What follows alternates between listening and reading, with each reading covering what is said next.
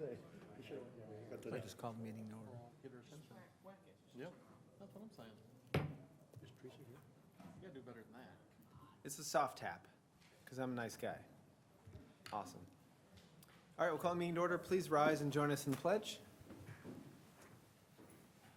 I pledge allegiance to the flag of the United States of America and to the republic for which it stands, one nation, under God, indivisible, with liberty and justice for all.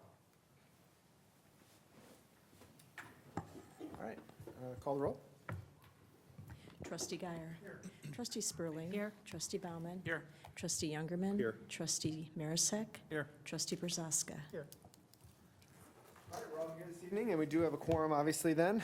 So with that, I'll move into the first item tonight is the public participation, the We Are Montgomery preview of video 2. Christina. Good evening, President Brawley and Village Board. In January, we had the privilege of showing you the first We Are Montgomery video in our new branding series. We have another video to share with you tonight featuring our very own village clerk, Debbie Buchanan. As we began planning on capturing the who, what, when, where, and where of Montgomery, we spent a lot of time identifying staff who lived in the village for a long time, has a strong history and tie with the village, and a unique perspective of what makes our community so great. First, Debbie Buchanan has lived in the village since 1996. Her husband, Dave, actually grew up in Montgomery and has been a lifelong resident. Together, Dave and Debbie were amongst the first few founders of the Montgomery Historical Preservation Commission, maintaining and preserving the history of the village, taking on the responsibility for our vast collection of historical items and the upkeep and maintenance of the historic Settlers Cottage in front of Village Hall. Debbie spent more than 20 years as an employee of the Village of Montgomery as executive assistant to the village administrator and deputy clerk, retiring in January of 2022. And since that time, she has served in an elected capacity as our village clerk since April of 2022. It seems fitting then, if we want to share more about Montgomery, that Debbie would be the perfect story to share, especially as it relates to village history. We would like to extend our sincerest gratitude for Debbie and Yam Media for making this video happen. Those interested in viewing this video again, or the one from January, can view it on the Village YouTube channel. Thank you and enjoy.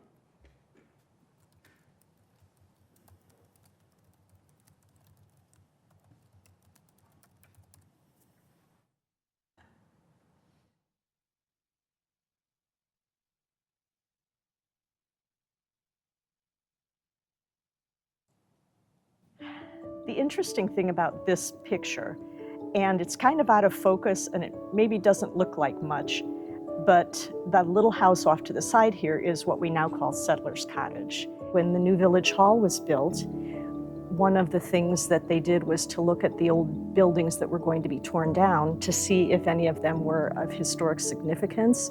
And the architect who did that said that one of them was a real treasure, that although it looked kind of insignificant, that it was built around 1840. And he said, if you're going to try and save anything, you should try and save this little house, because settlement in Montgomery started around 1835.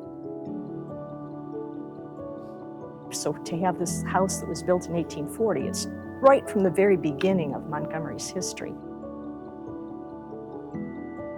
This is the main room of the cottage, and this is a very small building. It's only like 20 by 20.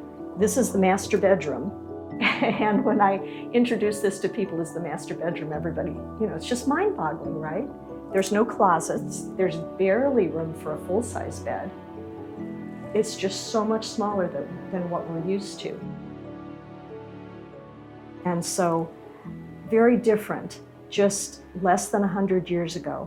And life was so different than what it is for us now. The next picture is of Gray's Mill back in the days when it was kind of dilapidated, and they were considering that they might even have to tear it down at one point because it had fallen into disuse, and we're so glad that we still have it. It's just kind of the icon of the community sitting here right on what was the main busy corner of industry and commerce in Old Montgomery. Right now we're in the basement, the lower level of Gray's Mill, and this is the only building in Montgomery that's on the National Register of Historic Places. It was built in 1853 by Daniel Gray, who was the founder of Montgomery. And it's 5 stories high, and it was built as a flouring mill. So they would grind grain here and make flour, or at least crack the grain to be used however they wanted to.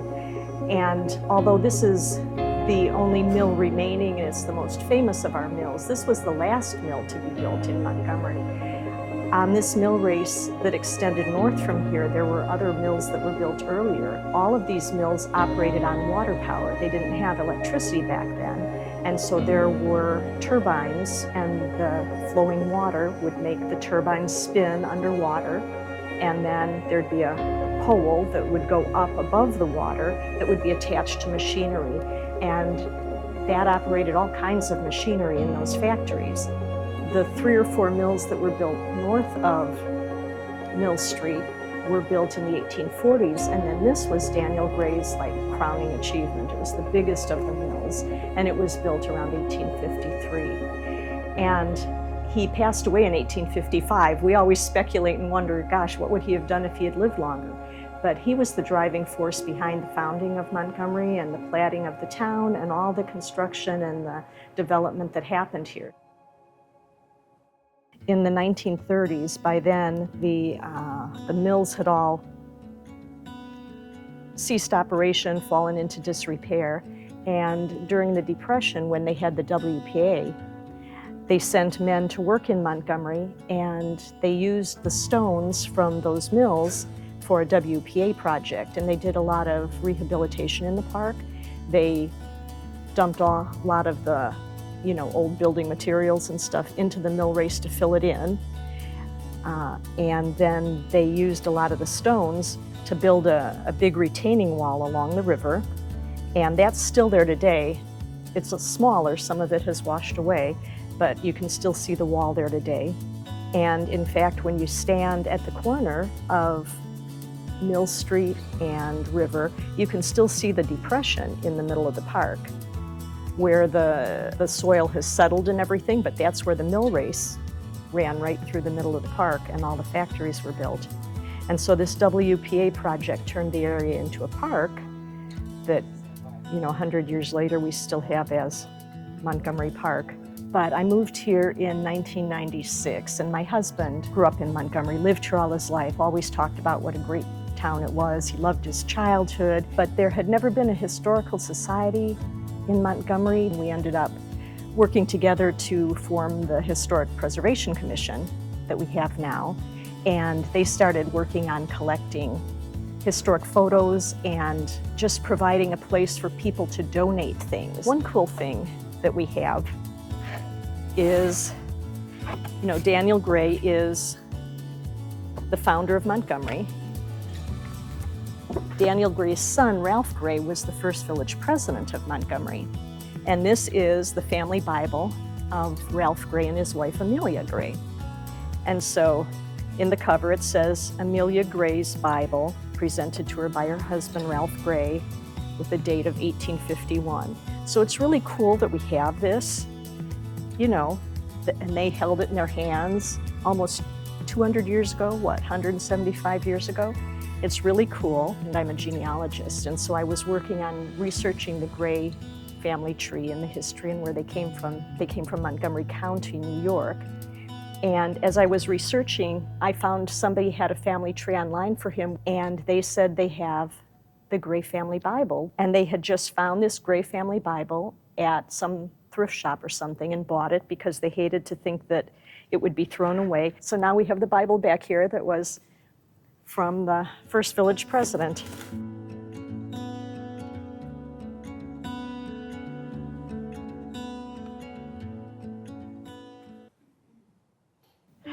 The interesting thing about this picture, and it's kind of out of focus, and it Thank you.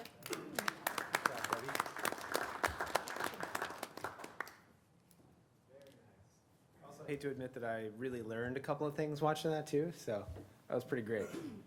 Nice job. All right, next up for public comment, we have a proclamation for Engineers Week, February 16th to the 22nd.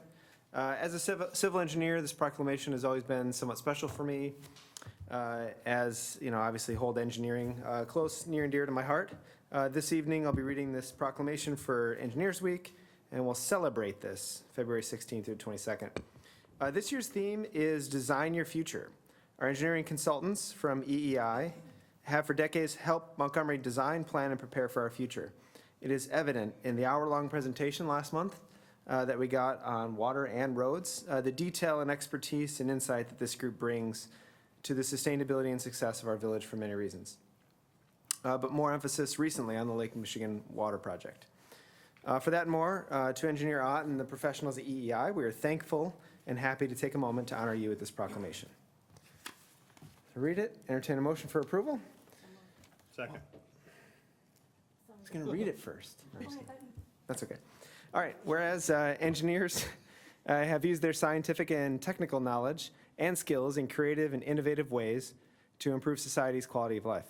And whereas engineers face the major technological challenges of our time, from assuring the availability of safe, clean, and efficient sources of water, designing critical infrastructure, rebuilding towns devastated by natural disaster, cleaning up the environment, and designing information systems that will speed our country into the future. And whereas engineering has been called the invisible or stealth profession because everything around us and things we use every day have been engineered in some way, yet we may not see the engineers behind the scenes or know much about the engineering. And whereas National Engineers Week is dedicated to ensuring a diverse and well-educated future engineering workforce by increasing understanding of and interest in engineering and technology careers. And whereas engineers are encouraging our young math and science students to realize the practical power of their knowledge. And whereas we look more than ever to engineers and their knowledge and skills to meet the challenges of the 21st century. Now therefore, as village president of the Village of Montgomery, on behalf of its citizens and village officials, I do hereby proclaim the week of February 16th through 22nd, 2025 to be National Engineers Week in the Village of Montgomery. All those in favor? Aye. Those opposed? Perfect. Thank you. I'm pretty sure that meeting was, the water meeting was longer than an hour, though. It was. It was at least a couple hours. I watched it.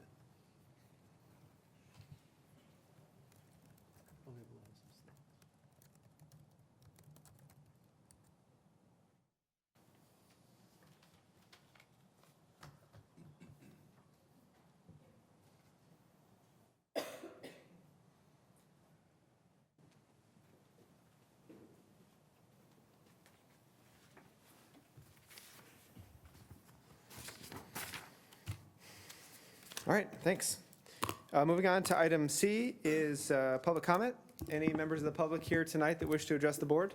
If you can come down, just state your name and address for the record. And then this is a 2-minute opportunity, so 2 minutes to share with the board. Thanks for coming. Hi, my name's Rick Kaplan. I live at 1060 Emerald Drive here in Montgomery, and I wanted to bring up some things regarding the water receiving station that's going to be placed at Goodwin and Hill. I had purchased a property there back in 2023 at 1060, and I purchased the property knowing that it was going to be right next to the water tower, so I was fine with that. But right behind my property, out the back window, there's a field there. And I was told by Hart's Construction Company that nobody was going to put anything there. They weren't going to build any houses. There wasn't going to be any commercial because it was zoned as residential. But come to find out, we went on vacation to Atlanta for my birthday at the end of January. And when we came back, I had a letter that I had to pick up from the post office. I picked it up on the February 7th, and it said that there was a meeting for February 6th to come talk about the water receiving station that they were going to put up. So that's when I learned about the plans to basically turn the field in the back of my house into that water receiving station with an additional water tower. So now I'm going to be looking out my back window and seeing a water tower that's right there, because the water tower that's at the property now, you can't see it through the windows. It's basically, if you're inside the house, don't really know it's there. And then also the pumping station, generator, and there's another another building that they're gonna put up too. And this is literally backed up right to my property. The things that I was curious about is gonna be property value for the current residents, because there is someone else that lives 2 lots down from me, and then a person next to him that are basically butted up right next to this area. We want to know if there's going to be any effect on the property values and then our abilities to secure equity loans in our homes. Also the ability to sell the home. So I think that what we should do is to do a,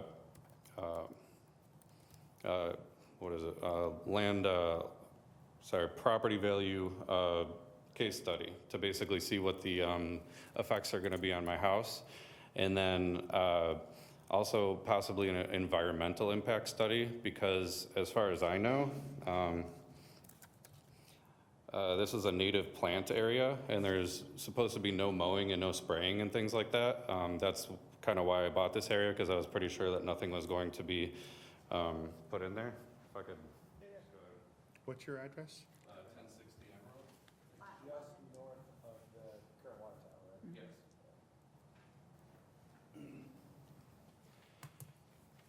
Yes. So as far as I was concerned, that was a protected area. I don't know if it's official or not, but those signs were up there instructing us to take care of the area.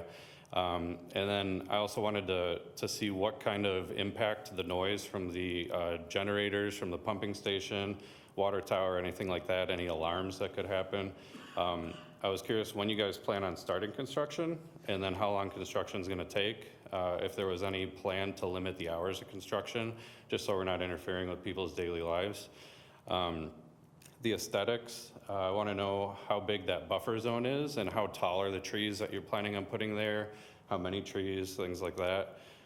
Is there gonna be additional traffic, like workers? Are people gonna be working at that station? Or are they just coming when there's an issue? Any kind of security? There are a bunch of kids in the neighborhood, and I'm worried about them going onto that property and messing around with the equipment and getting into the buildings, things like that. And then also, I was just kind of curious, when did you guys propose that location for the water receiving station? I wanted to know that because the soonest that I knew about it was end of January. So yeah, just those are my comments, and just wanted to get some input from you guys and see where we stand. Awesome. Thank you, Rick. I appreciate it. We'll talk about this a little bit later in the meeting. But I'm thankful that you didn't miss it, because this is the first time we've ever talked about this tonight. So you had perfect timing. You can see on the picture for the zoning over there that there aren't any lots behind it, or like they're not filled in, but there's actually 2 additional houses in the lot right next to the water tower, and then two lots down. So you're the one right next to the water tower, right? Yeah. Lot 11, and then there's homes. I can show Yeah. you. Yeah, go ahead. So do you have a home next to you? No, not next to us. There's a home right there. Got it. So these 2 lots are empty. Got it. Okay, cool. So nobody here is affected, these 2 and me. And then there's some other houses nearby, but I don't think Yeah. they'll exactly be directly affected like we are. Okay, awesome. Thank you. All right, anything else for public comment? I believe the board received 2 emails over the weekend from residents. One was from Mr. Kaplan, and then one related to the car wash. Trustee Sperling asked to have those submitted into public comment. So I've given those to the clerk, and they'll be included then. Perfect. Anything else?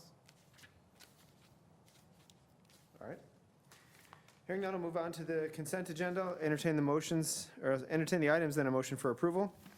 A, minutes of the January 27th Village Board meeting, minutes of the January 27th Executive Session meeting, accounts payable summary through February 10th of 2025, the January Community Development Report, and the Water Production Report for January of 2025. So, second. Who made the motion? Ben? Sneaky.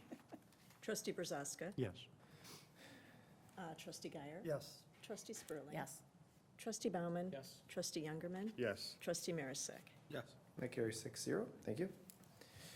All right, items for separate action tonight. Resolution, item A is Resolution 2025-004, the Montgomery Overflow North Storm Sewer Project, cancellation of construction and construction engineering awards. Engineer Ott. Thank you, President Brawley. As we were moving this project along, it doesn't require permitting from the U.S. Army Corps of Engineers due to the wetland impacts that we were having. And we had correspondence with our contact at the Army Corps back in September that they indicated that our permit should be coming soon, which is why we chose to go out to bid. We obviously opened bids and awarded. And shortly after the award, we got word from the Army Corps that the person that we had been corresponding with, Boss, basically reviewed the project and said, you know, we don't feel like this meets the requirements as a standalone project. They knew about the larger regional basin that we were intending in doing because we've had conversation with them to figure out what sort of permitting would be required with that. So based off of that, they were going to, we're recommending rescinding this award and putting this project in with the larger regional basin improvements that we're planning on going out to bid with later this year in November. Which would mean canceling the contract. We have talked to the contractor, they're agreeable to it. So just looking for your guys' input and approval. Is there any financial impact? No, no. Okay. So I think, Does this budgeted amount just roll into the larger project then? That is correct.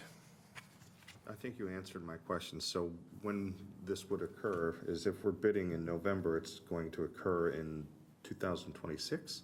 Correct. Yeah, so the intent would be that about this time next year, we're starting this project, or even a little bit earlier, to start the basin improvements and the storm sewer. Is Swallow Construction going to bid the larger project?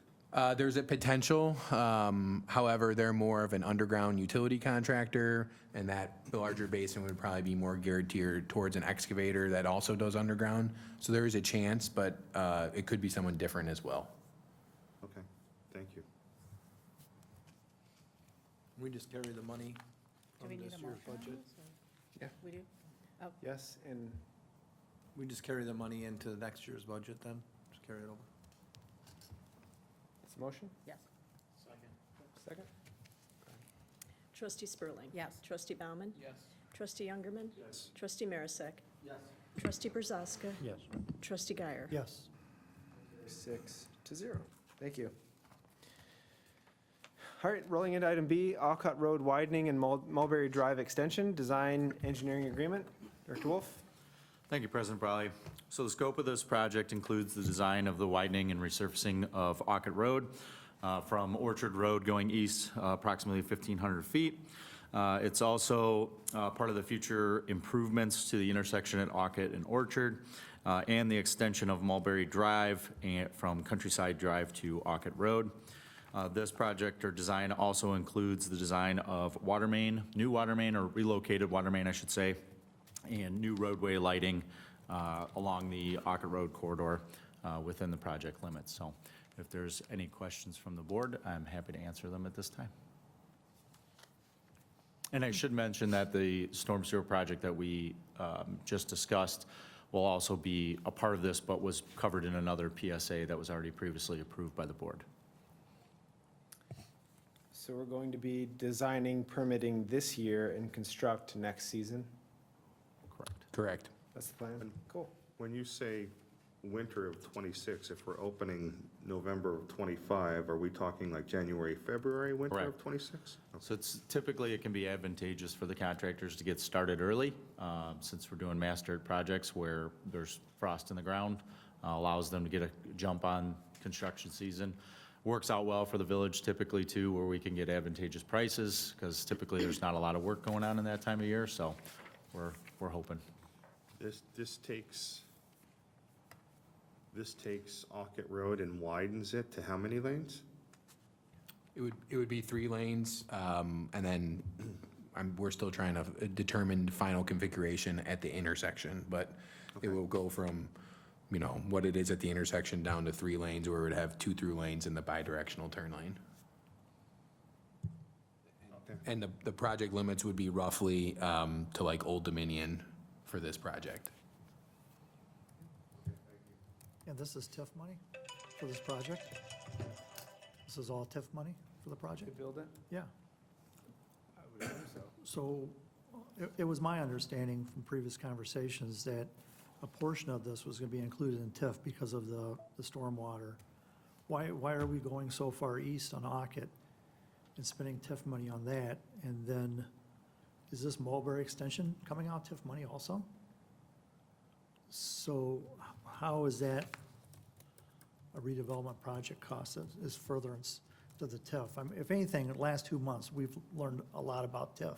And what we thought we knew about TIF, we don't know about TIF. And I've had conversations with Jeff, and I guess when you're talking about TIF, and you're talking about, capital costs, and you're talking about other items, it's a different definition within the TIF than it is in the finance world or the development world.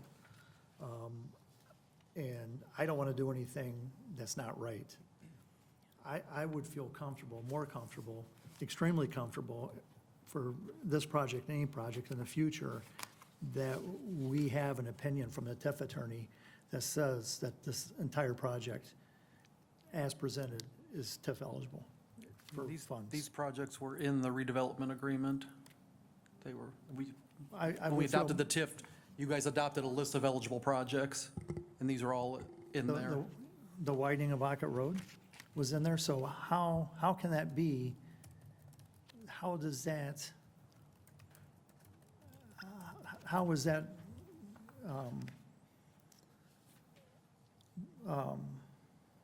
what's the word I'm looking for? How is that connected or eligible for development in the area by widening Ockett Road right there? I get when we have to do the storm water, we're gonna have to run culverts under Ockett Road, and we're gonna tear Ockett Road out, and we're gonna have to rebuild Ockett Road.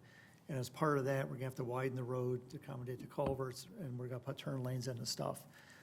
I don't think that's much of a reach. How is a Mulberry extension qualify for TIF money? That was, the Mulberry extension was in the original TIF plan that we submitted to extend Mulberry?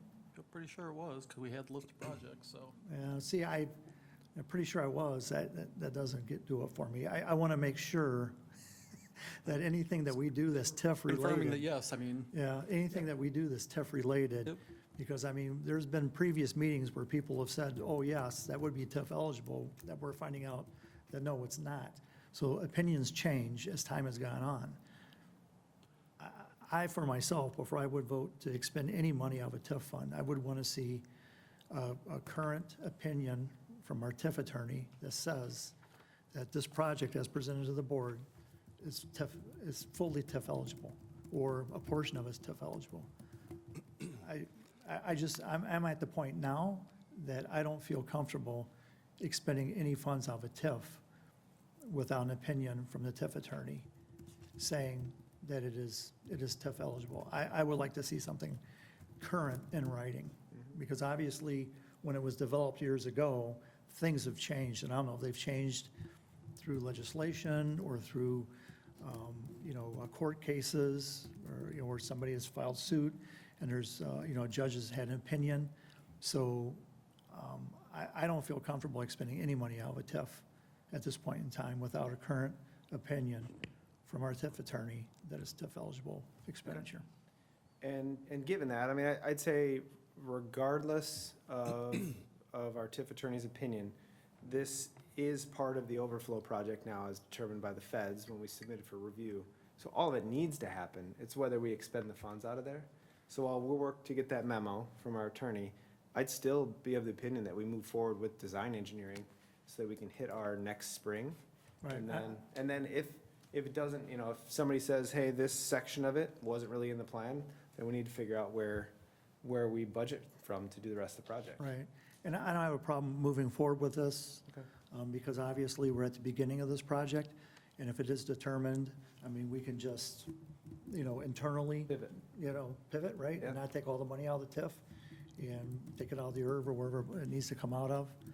Yep. But, I thought I had a good understanding of what was TIF eligible as far as TIF expenses based on the statute. And obviously in the last couple of months, I found that it's a lot more complex than what appears to be on the surface. And I would just feel more comfortable, having a current opinion. So if down the road someone says, why did you vote on this? Yeah. We can say, well, we did this based on the recommendation and the opinion of our TIF attorney. Well, but to add on to that, and I agree with you, Dan, if we're going through the list again, because we heard a couple meetings ago that apparently we got some erroneous information regarding the TIF, I would want to know if our list of projects that we said were eligible for TIF are still considered eligible for TIF.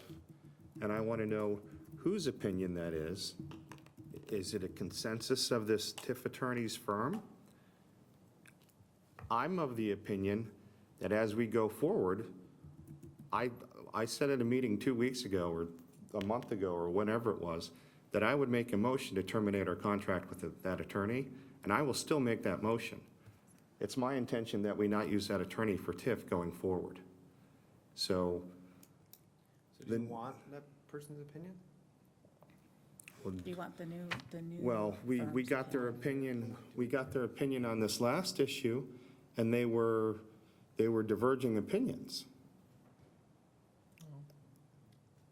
I mean, One said yes and one said no. Actually, Our the TIF only thing attorney we've ever was not gotten in diverging. writing was an agreement from the entire firm, and the principal came here to tell you exactly as much. I understand the frustration. We totally need to we'll get a letter, and we'll kind of adjust from there. As far as going back to the original redevelopment agreement that a TIF attorney advised us on, and then we all acted on 10 years ago, I don't know that we want to go open that up and relitigate all of that. And I think most of that was based on the flooding, on the overflow, the flooding of the overflow, and with the changes, help me, Chris, the diverting Yeah, of the reclaiming, flow and- reclaiming of the flood, Thank you. the floodplain to make it more developable. And the idea for the Mulberry Drive extension that came out was that we need to build a haul road to get back there anyway, to hog that out. So most of that road needs to be built for construction. Correct. Up to a certain level. Let me play devil's advocate then. And how does the widening of Ockett Road help with the flood issues associated with that land? The widening of Ockett is needed anyway for those properties in the TIF to be developed. If anybody were to come into us on this corridor, let's say Old Dominion, we probably made them widen, or we got cash from them, or we deferred that and knew we were including that in the TIF. Ockett Road needs work in order for those TIF projects to happen. They don't happen without that road widening. I mean, that's like one of the key projects that, these two, I would say, are probably the key projects that we identified 10 years ago to I necessitate understand a that, TIF. but we also identified 10 years ago that if there was a need for foam, that was TIF eligible. I feel a little bamboozled because 10 years later, the things that I asked specifically during that meeting were no longer considered TIF eligible. That's why I want to make sure and confirm and go through the list to make sure that everything is up to snuff I get it. and that everything works. That's your right. So on this plan, then, this is as far east on Ockett Road that TIF funds are going to pay for the widening of Ockett Road, because everything further east from that is developed. So you're saying that this needs to be widened in this section so that it can be developed in this area? So everything east of that is already developed, so the further widening of Ockett Road is not going to come out of TIF funds, that's going to come out of our ERF fund? You trying to catch me in a? No, well, I've asked Jeff this question. He told Okay. me funds weren't gonna be used for Ockett Road in the future, for the widening, that's not gonna be used. So I'm just trying to, I just don't wanna, a year or 2 years down the road, hear that we're gonna use TIF money to widen Ockett Road, because that doesn't play into development of that area. That area's been developed. And in the past, as we did with the Sugar Dome, and that portion of that development there, they widened Ockett Road and put in the turn lanes as part of the project, which is typically what developers do. They widen the road, you know, unless if we work out some other agreement with them, right? But typically, they widen the road, put in the turn lanes to accommodate their development. So I'm not trying to trap or trick anybody, I'm making a statement. That's my understanding, that the further widening of Ockett Road is not gonna be through TIF funds, it's gonna be through the infrastructure funds. And I was not aware that Ockett Road was gonna go this far in the TIF project. I thought it was gonna go just to the floodplain area, where we have to tear up the road to put in the box culverts. So that's why I'm asking to make sure that we get a legal opinion that this project is Yeah. fully TIF eligible. And I don't think staff is prepared to answer that second part of that question tonight, but maybe they are, cut me off. But this whole TIF was I mean, if you don't want to use TIF as the best economic development tool that we have and build on the plan that we approved to widen Alcott Road, to do the overflow project and stormwater management and reclaim land in the TIF, then that's fine, and we didn't have to do the TIF anyway. But if you want to use other funds to pay for it, fine, then we, cut roads elsewhere in town. I think yours are up next year. That's fine. I want to make sure that we're doing what we're supposed to do. Whether you take it from this pocket or this pocket, and they're both legal, then it's just a policy question. Right. And if you don't want to use TIF, then you don't have to. It's the best tool that we have available to us. Right, with limitations, though. It's not, we can't just use those TIF funds, obviously, for whatever we want to use them for. It has to be for the redevelopment project cost it has to be for developing that area. It has to be in the So- redevelopment So widening program, Ockett right? Road further east is not going to redevelop anything. I'm not going to debate that because I don't remember that. I don't remember it specifically. I can pull it and look at it, but I'd be willing to bet that it could be in there. The whole road. Well, it could be. All of Alcott Road. It could be, but it's been developed since, and TIF funds weren't used to widen it. I've not, I've not heard of anybody coming in and saying, well, I would develop that piece of property if Ockett Road was wider. It's developed, so why would we spend money? It's just like the water main. Why would we spend TIF money for a maintenance item such as a water main? That water main, if it's old, has useful life and needs to be replaced, we have a water fund for that. Why would we use TIF money? Because again, replacing that water main is not going to spur development in that area. So, Do you want an answer on that one, or are you just generalizing the whole project? what, on the water main? Yeah. Yeah, that's fine. I'm just saying, I want to make sure that everything we do, that we know for a fact. I get And you. when I vote yes, that I know that I'm doing what's right. Because, you. I And mean, that's been thrown around in the last few months, is we don't want to do anything illegal. I get you. We don't want to do anything illegal. I'm with I you on want to that. make sure. It's one of my top goals in life. Right, so I just follow want to the make law. sure that we have in writing, Yeah. not just somebody has said that it's TIF eligible, or it Okay. is. So that's my only request. And I have no And- problem moving forward with this engineering. I just want to make sure that before we do the project, we have all those answers in my I'm with you letter. on that. Okay. Any other comments, questions? Sonia? Sonia, I would just like to clarify that as part of TIF 2 and everything, the plan and the relook at the plan that you did in 2020 have always included both transportation and stormwater and flooding.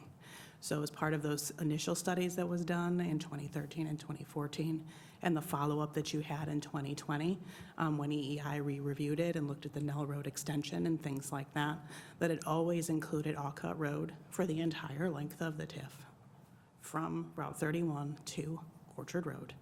It always included Mulberry Drive extension, and it always included at least part of the Nell Road extension. So those transportation improvements were always part of the plan for TIF 2, and were before you several times. But that doesn't go back to the original, and I get that. And you can put something in the plan, and it can be challenged. Just because it's in the plan, we found out, or just because somebody has said it so, it may not be TIF eligible. And I appreciate that. What I'm saying is I want to be sure that anything that we have brought before us we have a legal opinion that it is TIF eligible, because I don't want to be questioned down the road. And if I am, I want to be able to say, I have a written opinion from our attorney that says it's TIF eligible. So if you have a problem, talk to the attorney. Yeah. Point taken. Do we have a motion and a second? Motion to approve. Move, second?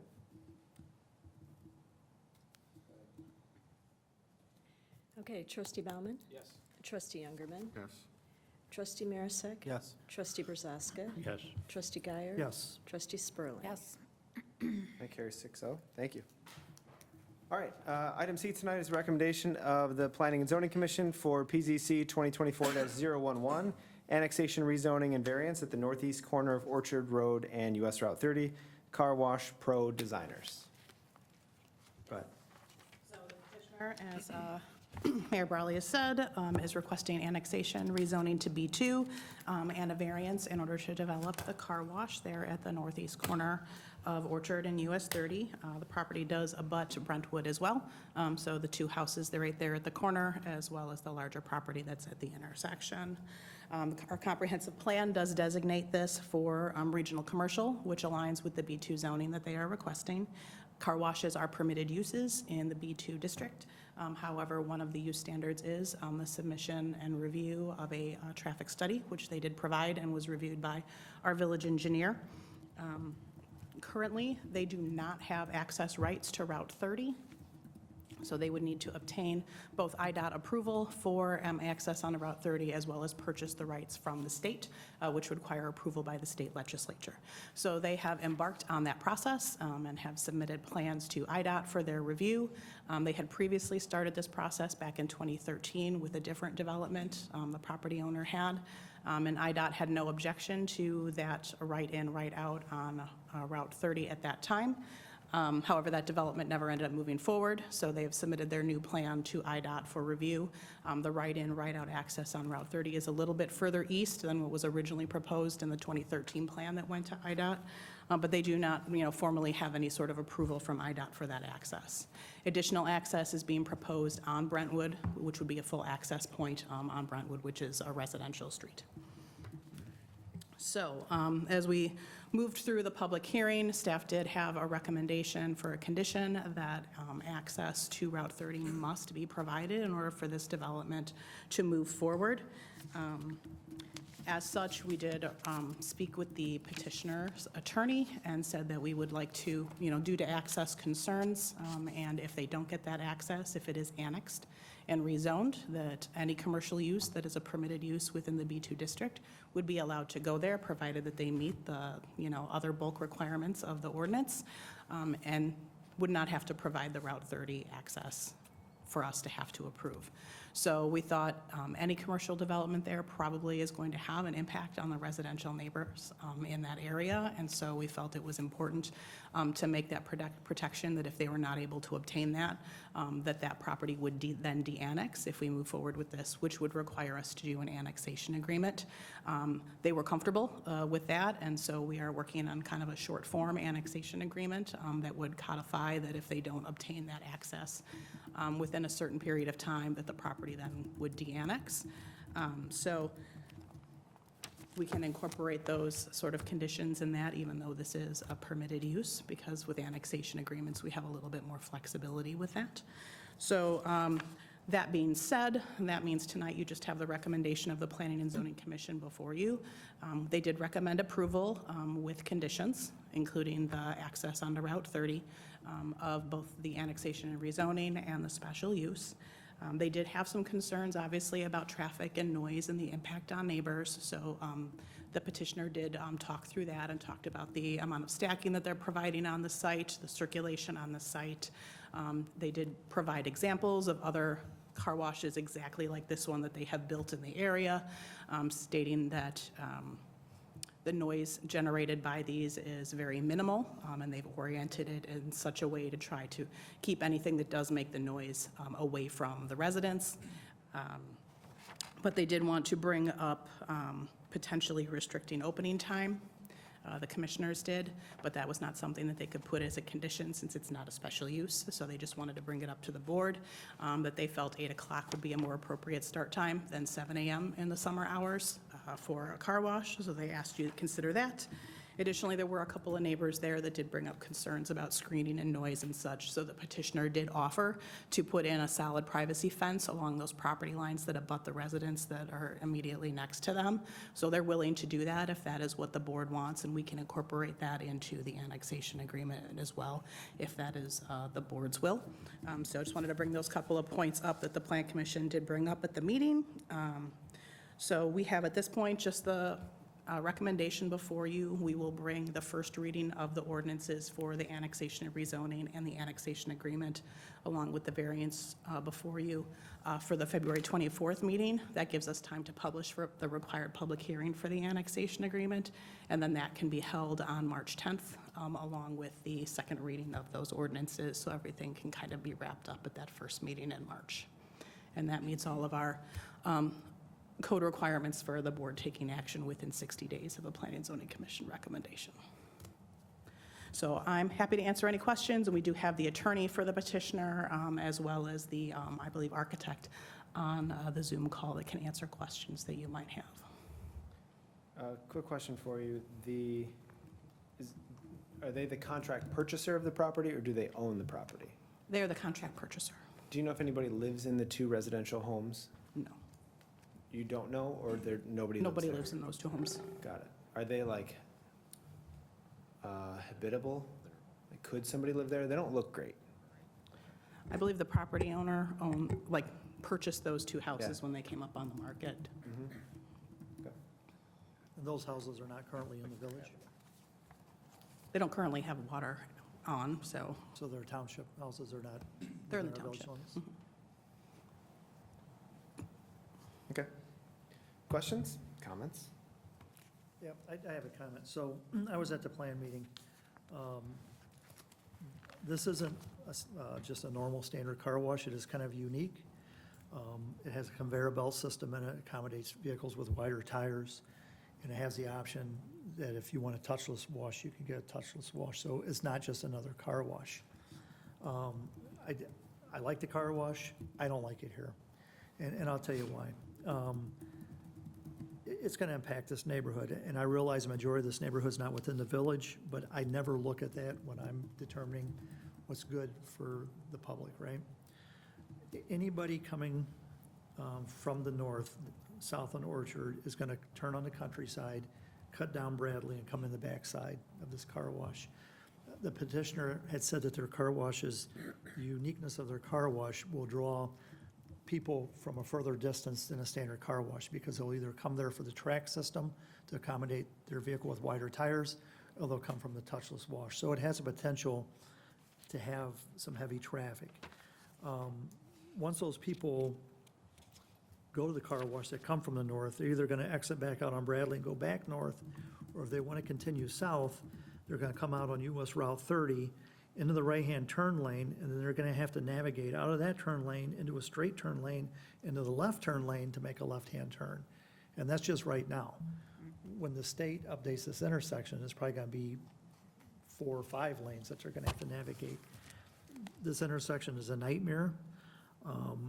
You know, I've had several residents reach out to me directly and have said that they're not in favor of it. There's multiple postings on social media with over 100 comments in total, and I did not see a single comment that supported this. The community does not want a car wash here. They don't want the additional traffic on this intersection, and they just don't want the potential for an intersection that has way too many accidents already to have even more accidents. So as far as I'm concerned, the community has spoken. They don't want it. I'm going to support that, and I will be a no vote on this. I mean, even as much as I do appreciate public comment, I'm just looking at the KLOA traffic study. 23 cars in the peak hour will go down Bradley to access this site on the corner. Right. So does this site have a negative impact on the neighborhood? 100%. Right. So, that's all I have.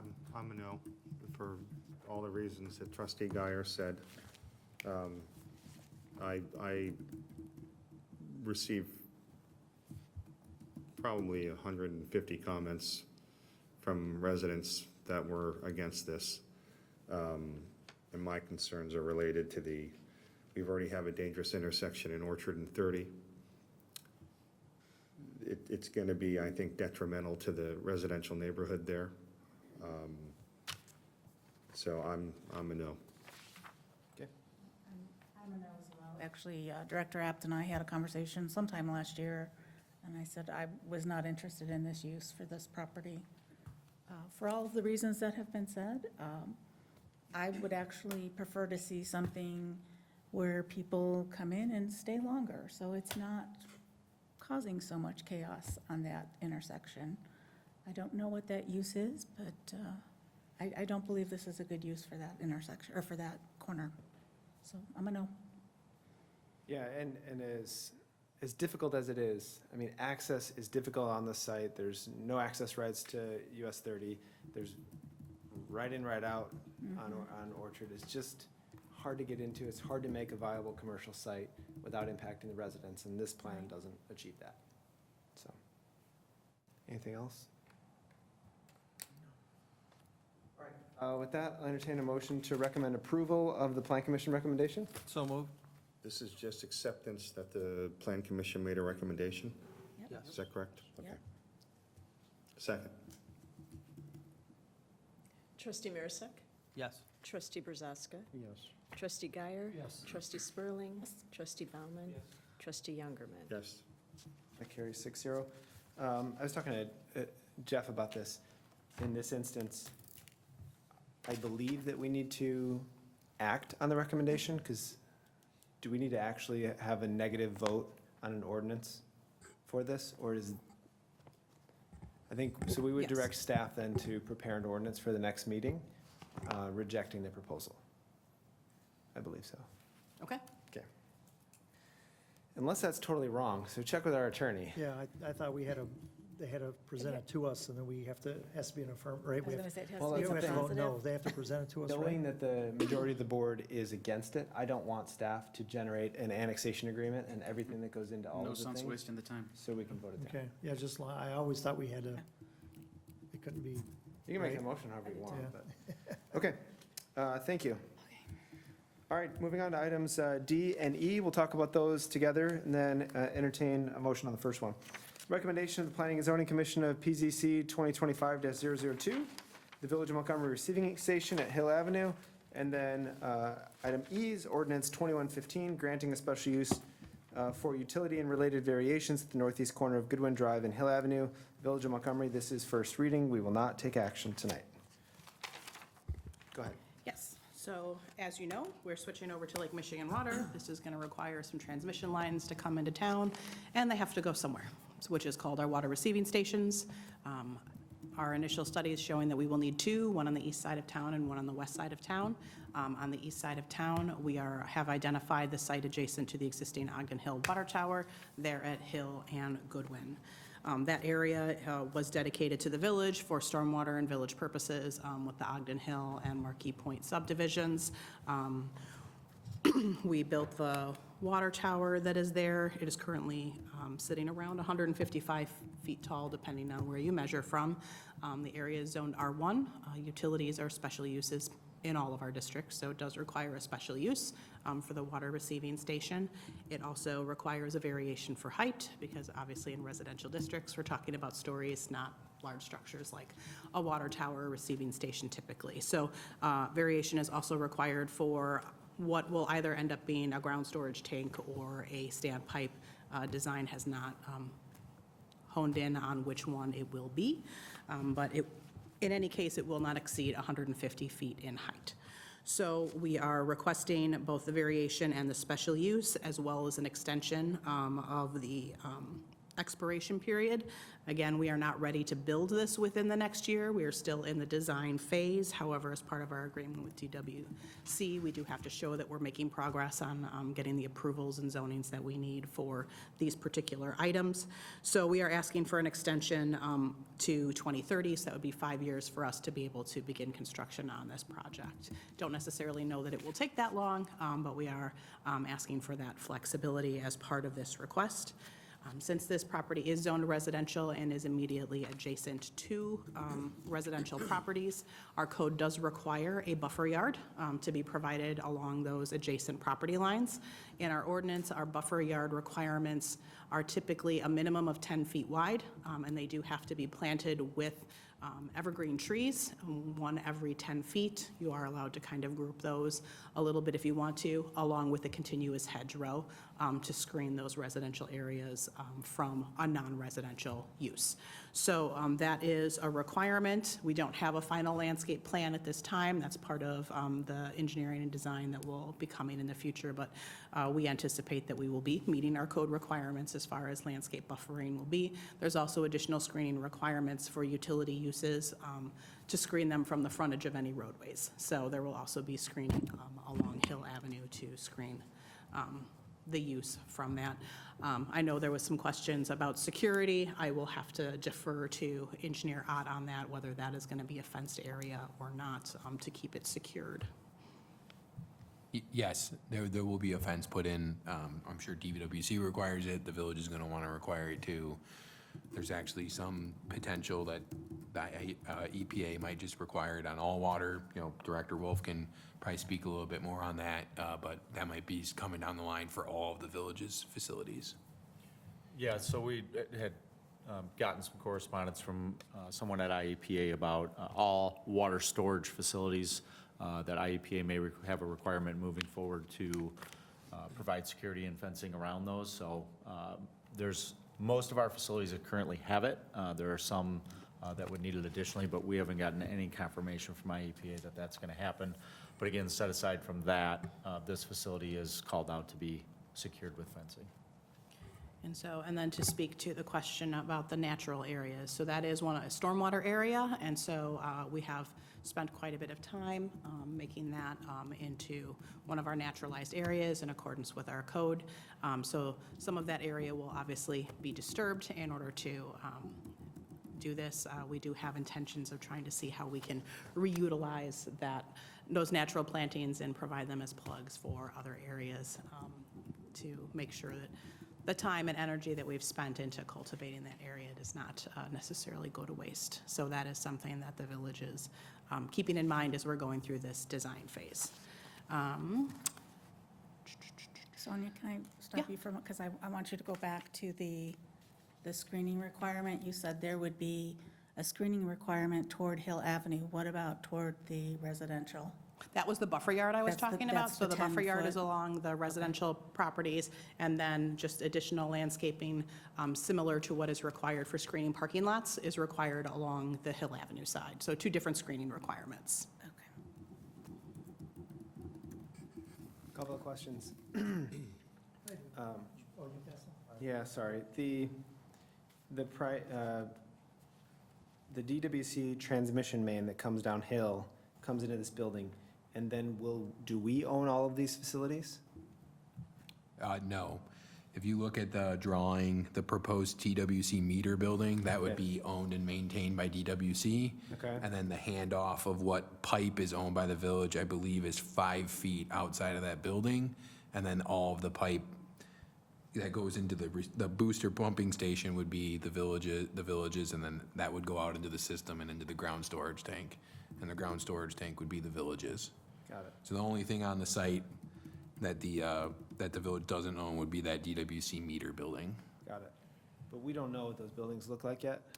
We've started preliminary, we shared DWC our intent, and it was going to be masonry building with a metal slatted roof. Don't know colors yet. We have not gotten down into that detail yet with DWC. They're going through the process first of the architecture for their building. We'll make sure that our building matches their building, but they are in the process of going through that over the next 6 to 9 months. And actually, their building was probably going to be built before the village builds their building. Got it. And do we have a say in how their building looks? Yes, yes. So that it'll kind of, if I'm a homeowner back here, I care. If I'm driving down Hill Avenue, I care. I mean, we've done a good job on our buildings to ensure that they are attractive. Most times people don't really know exactly what's going on in there. Yeah, so ultimately, the village is paying for the building, so Got it. DWC is going to do whatever we ask them to do when it comes good to to know. architectural features. Are they gonna design the storage tank, or are we? No, the storage tank is ours, we will be designing it. the storage tank. And we don't know yet what it's gonna be. Correct. One of the things that we'd like to move forward in this next coming fiscal year would be to do some extended period modeling of the village's system that would allow the village to get a better idea of how water ebbs and flows throughout the village, because as the village switches to Lake Michigan, we are going to be required to take a steady stream of water, essentially the same rate throughout the whole day. So making, being able to handle those peaks and valleys at night and during the day is going to be able to tell us how much storage we need to buffer at night when water usage is down. So that's going to drive the size of the tank, and then the height is really going to become more of a hydraulic thing on how much of the incoming pressure we want to try and utilize. That would be a standpipe, or looking at a ground storage tank, and then just pumping everything. So we'll be running a cost analysis of capital upfront costs, because the standpipe is more expensive than the ground storage tank, but you've got more energy costs associated with the ground storage tank. Has the ground been probed?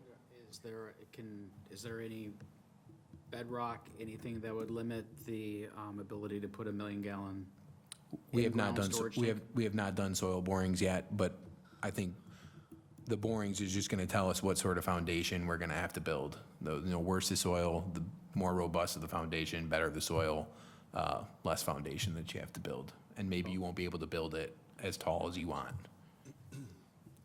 But it sounds like the goal, or at least my goal, would be to have in-ground versus a second above-ground, since we already have a water tower there.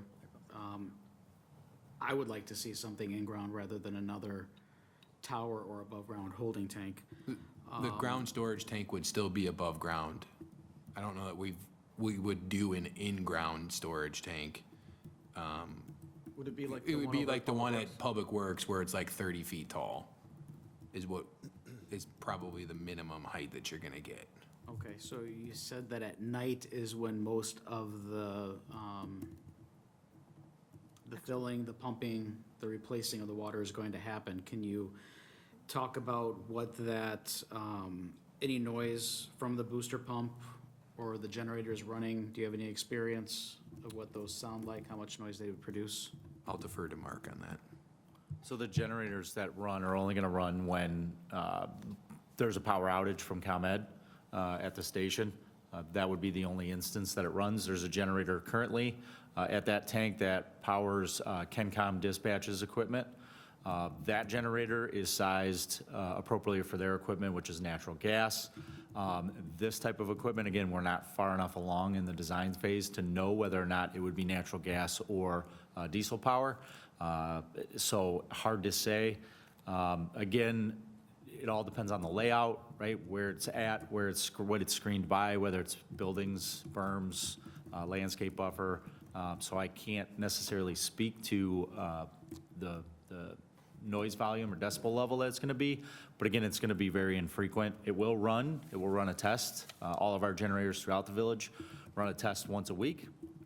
So there will be that. Typically, though, we try to identify in residential areas, we run those tests during the day when most homeowners are away at work, so it doesn't cause a nuisance for them.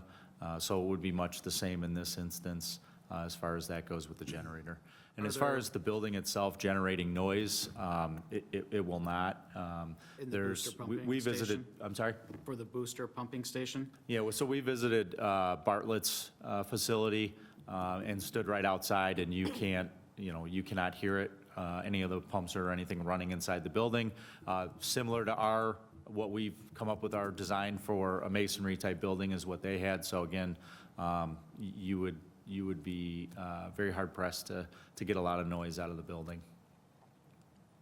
You could talk in the building. Similar to what we have at our, like the West Side Tower. Ogden Hill Booster Pump Station out on Route 30, Well, the only one I've been through is the well house over off of Fairfield? Gordon and Fairfield. So is it the similar type of equipment, similar type of No. noise, or a different level? Yeah, it's gonna be different. So this is a booster pumping station versus the well house that you're talking about. So the well would run, continuously throughout its process, its runtime, which for that facility, it's a non-demand system, whereas some of our other wells run constant. So it's different. The pump stations will run off VFDs, so they'll ramp up and ramp down. So sometimes they'll be pumping at higher velocities, sometimes lesser, so that can be a noise change too. But again, it's not as loud as typically what you would hear in a well house. These are gonna be inline pumps, right? So they're gonna be like our current booster pump stations. So those pumps are very quiet. In the well house, the noise that you hear in there is a chlorine booster pump that really pumps up high pressure, or the brine pump for the process, and that's very loud. These booster pump stations, you can literally stand in them, have a conversation while they're running. The only type of extra noise you get is if you have the door open, and it's minimal. They're quiet. They've come a long way with pumps. Do we know what pressure we're gonna receive this water at from DWC? They ran a model, and there's a lot of different scenarios that we ran in terms of if all of their customers are on max day, they are guaranteeing that we're at least getting 25 PSI. I think the model showed anywhere from 40 to 50. And that's like in 2050 when we're taking full demand and Oswego and Yorkville. So I would expect it to be even higher than that until that happens. But, in the contract, it's written that they have to provide us a minimum PSI of 25, I believe, and they have to provide a chlorine residual of 0.5. Okay, so these booster pumps, they're primarily going to, it's gonna receive that water, and then it's going to reduce the pressure to allow it to be pumped into the storage, ground storage, and also the tower. Yeah, and we would probably have it set up too, where if the pressure is high enough, we would put it directly into the system if demand calls for it. Okay, so these pumps are not gonna be running at all times, correct? Correct. Okay. The booster pump station on, the Ogden Hill Booster Pump Station on Route 30 there, is that going to not be used as a booster pump station then, only as a pressure reducing station? No, I believe we would still use that to push water if we ever needed to move water from, say this tower was down.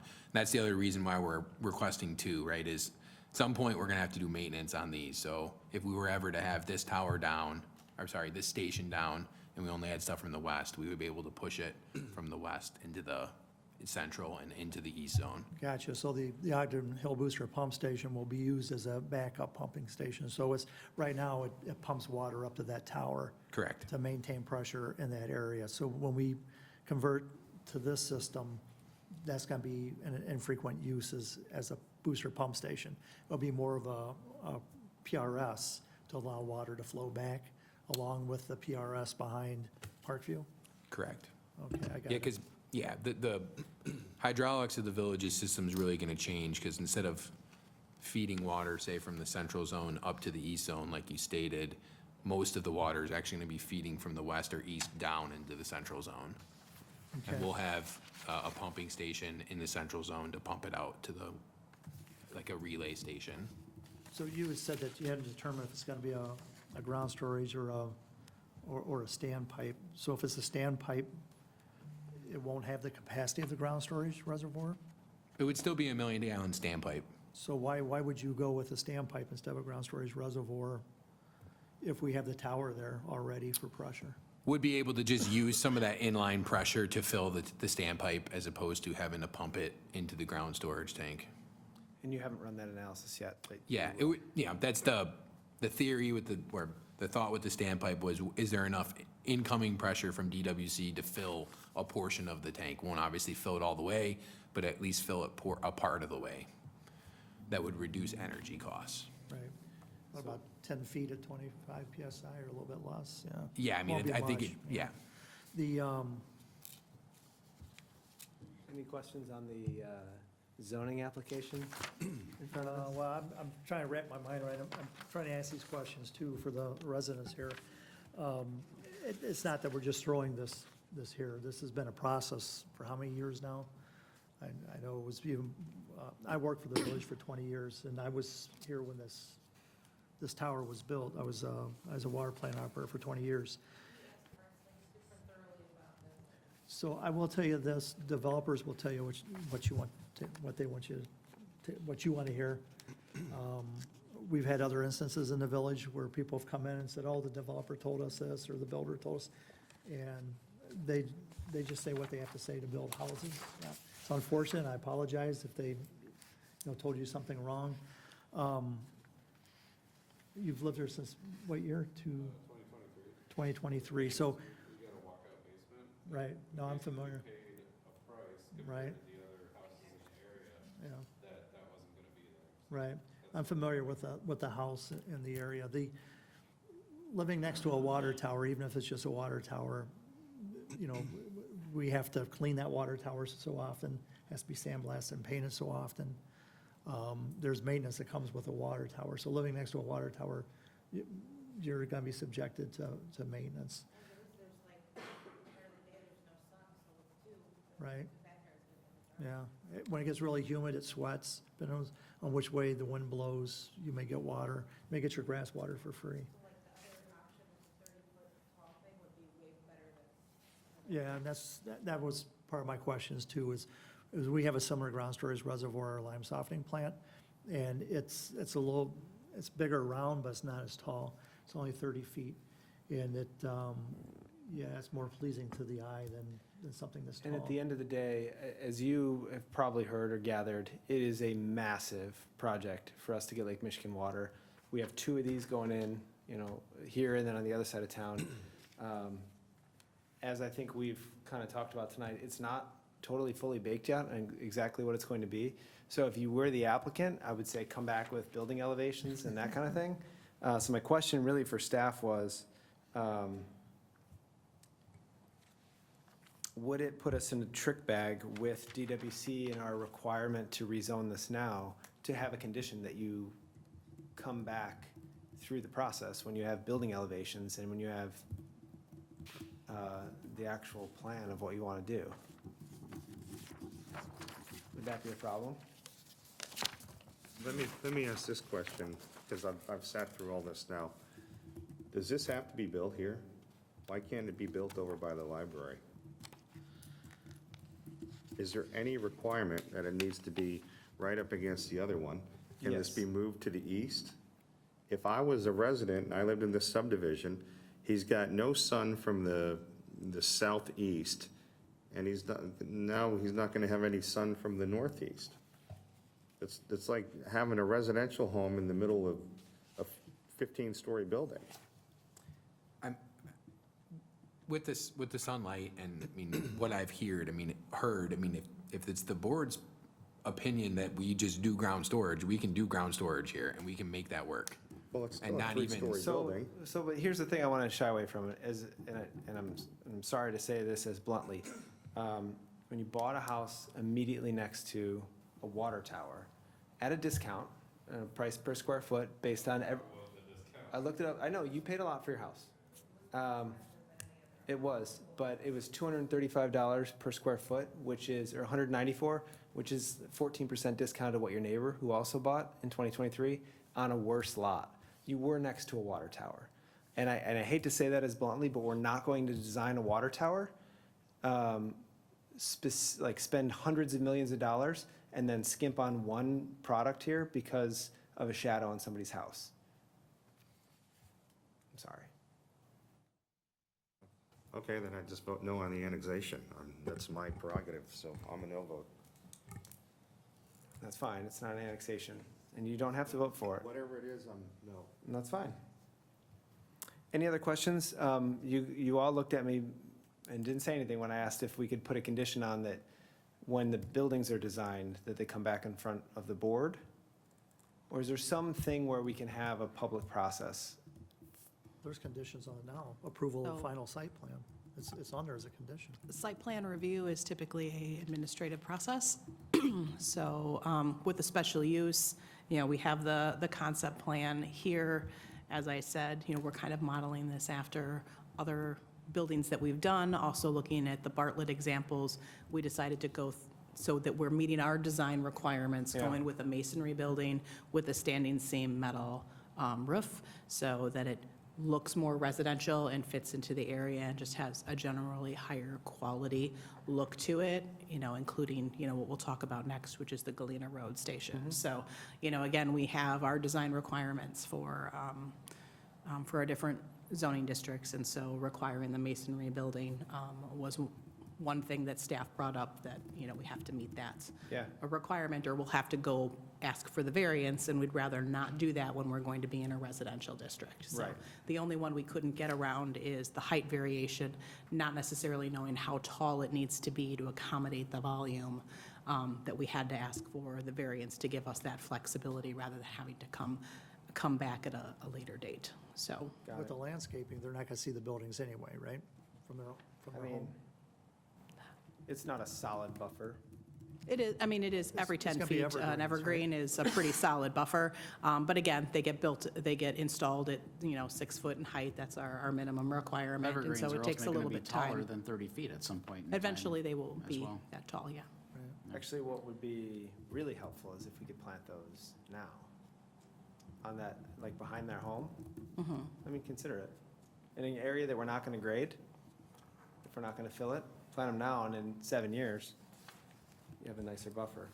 That's something any- we can look at. I don't mean to put staff in a bind, I just feel like if you were the applicant, and you are, like, I'd want to see the site plan, the landscape plan, the building elevations, the building heights. So is there a way to do both? Comply with what we need to do with DWC and also have that stuff come back to the board later?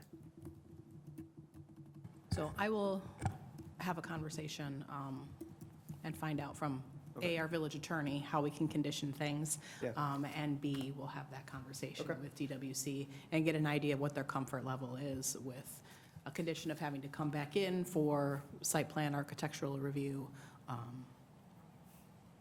but still at least having the use in hand. Or if there's a sample building that they know of right now that they're thinking of, and staff can, well, not the actual building, but That the is something that we materials. can already provide you. We do Like, have some Then examples they bring have some sent. pictures of Bartlett, and if, in my opinion, as long as it substantially complies with that, then staff can approve it, you don't have to come back.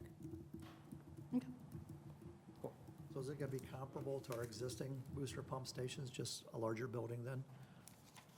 Because ours now are brick buildings. Yes. So it's just going to be comparable to what we have now, just a larger building. I think when we discussed this, we talked about a brick similar to what's here at Village Hall, which is very close to what's at Ogden Hill Booster Station, so a brown, red tone brick. The only difference in the station versus what's being proposed would be the metal seam roof.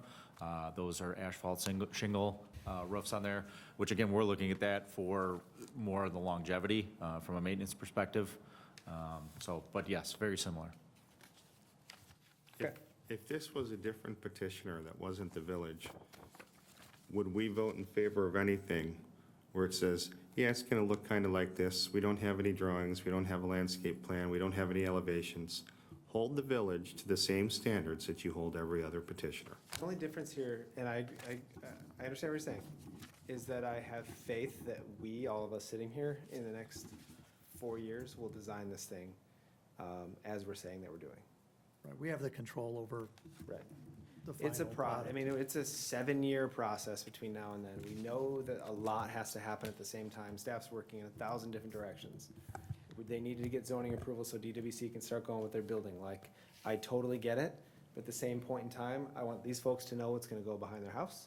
I wanna know what I'm gonna see from Hill Avenue, before it pops out of the ground. I I think that's fair. I don't think Right. that's too much. Yeah, And So I and think- I want it to be built in a different location, so that's why I'm a no. The idea of putting in some of the planting buffers now would also benefit with the construction disruption. That was a concern for the residents, that, you know, if we could put some. I mean, it might be buffering in now, impossible, by the I time- know. I just throwing it out By the time we get to the construction, it would help buffer noise and the visual. Okay. Would you like to? You know, that's obviously something that we can look at, but it might not be feasible. Additionally, since this is a special use, you do have the ability to add conditions to it, even ones that the Plan Commission didn't send you. So if you want to add into the ordinance that the building must be built but with brick and masonry, that it has to have, you know, a decorative standing seam metal roof, that, you know, it has to have a more residential design, whatever, it has to have windows, whatever it is that you want to add in there, we can certainly add that as a condition to the ordinance. Certainly at the next meeting, we can provide you with pictures of the different buildings that DWC has provided us with as an example, so you can see the direction that we are trying to go in, and provide that to you, and we can incorporate conditions into the ordinance. Ordinance doesn't have to be approved at the next meeting, so we can certainly have more time and put that on the March 10th meeting. If that makes the board more comfortable with making a decision, we can have further discussion and then a second reading of the ordinance in March. I think the color of a brick at this stage of the game is such a moot point, really. It's a conversation we shouldn't be having, as long as we're going in knowing that we're going in against houses, that we're not going to install any type of pumps, generators, or anything that are gonna be a nuisance or create noise.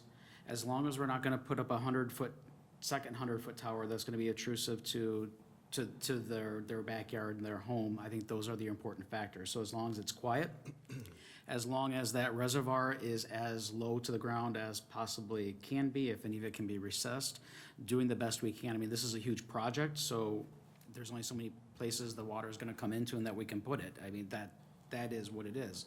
But as long as we can be as neighborly as possible as part of that project, that's the best we can do. This is the best location for that to happen. Doesn't make it better. I bought a house in the village. It was as far west as the village as it possibly could be. Our neighborhood is unincorporated Yorkville. Great fall day after we got our keys, I think early October, we went to Fox Valley Mall, came back. Smoke is just wafting through the houses up the street, because little did I know as a homeowner, and no one told us, that they could burn. They burned leaves, they burned all kinds of yard waste, and here we can't. We bought a house, spent as much money as, probably not as much as you did, but a fair amount of money in the village, and we can't even open our windows or our doors anytime in the spring or the fall, because all we have is smoke. So unfortunately, we can't control what's going on around us off of our property, but at least we could try to be as good neighbors as we possibly can. We can't, Well, I mean, if I knew it ahead of time, yeah, it places a significant lower value to me in that property.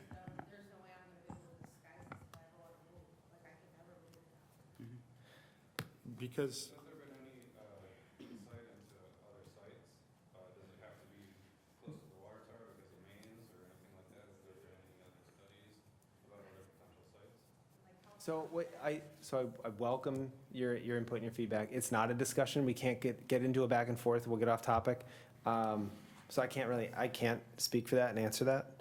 But I know this is probably one of our highest points in town, which probably has something to do with it, and the furthest east that we go. So who would I be able to get into a conversation with that about and when? Somebody who's looking at me over there. Mark and Chris. Because I feel I'm eventually going to be outvoted on this, my suggestions are, if there are going to be evergreens planted, that the village does not go cheap, that they plant a minimum of 10-foot to 12-foot tall evergreens. They can't be pines because they naturally limb themselves up. They need to be either fir or they need to be some form of spruce because they stay consistent and full and block views. But I'm still going to be a no. Well, that area that we talked about, that 10-foot buffer zone, that you called it, will that be on a berm? Is there a berm involved in that as well?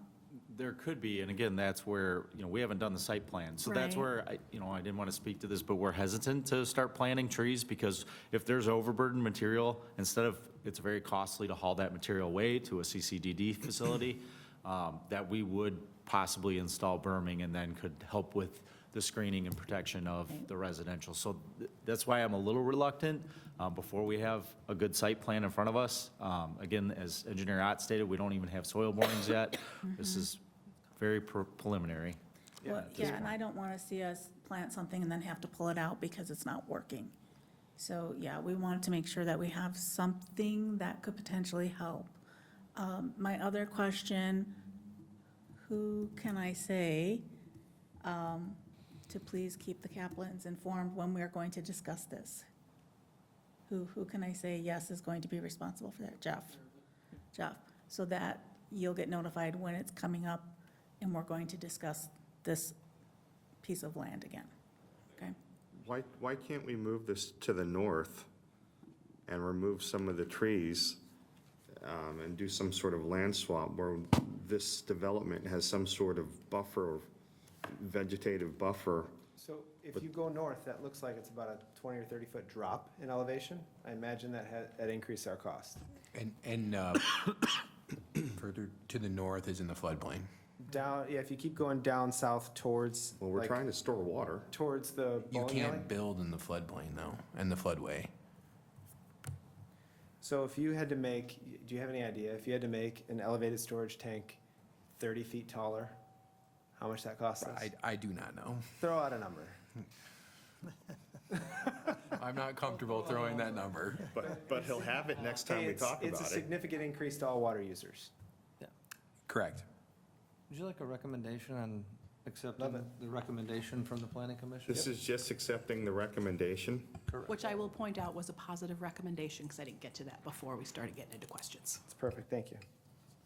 And just two more things real quick. That's a too. motion. It sounded like you had a second? Yeah. Go ahead. Is there any way to move that ground storage tank closer to Goodwin Drive so it's more behind the tower and away from the house? Can that be moved? We can definitely look at that. That was something that we did discuss, but again, it gets into, some of the things you alluded to earlier, Trustee Geyer, about the maintenance aspect of trying to get up there when we've got to do our blasting and repainting Right. projects, having two towers or tanks that are adjacent to each other. But yes, it is something that I recall in our discussions we had talked about. But again, not knowing whether or not we're going to go to a standpipe versus ground storage yet, we didn't elaborate much further on that. Okay, and then just one other thing too is with the generator, don't skimp on the insulation package on that. I know they come with different insulation packages. Get the most robust insulation package since it is close to residential.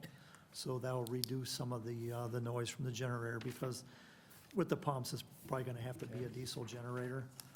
I don't know that the natural gas will have enough oomph to run those pumps, but if it's gotta be a diesel, then we need to go with the most robust insulation package we can to reduce the noise. All right, there's been a motion and a second. Any other discussion? Just clarification for the members of the audience. This is a recommendation from the Plan Commission. All we're doing right now is voting and saying, yes, we've received a recommendation from the Plan Commission. That it's not a yes or a no and positive of anything associated with this. It's just acceptance of that they've made a recommendation. Go ahead, Debbie.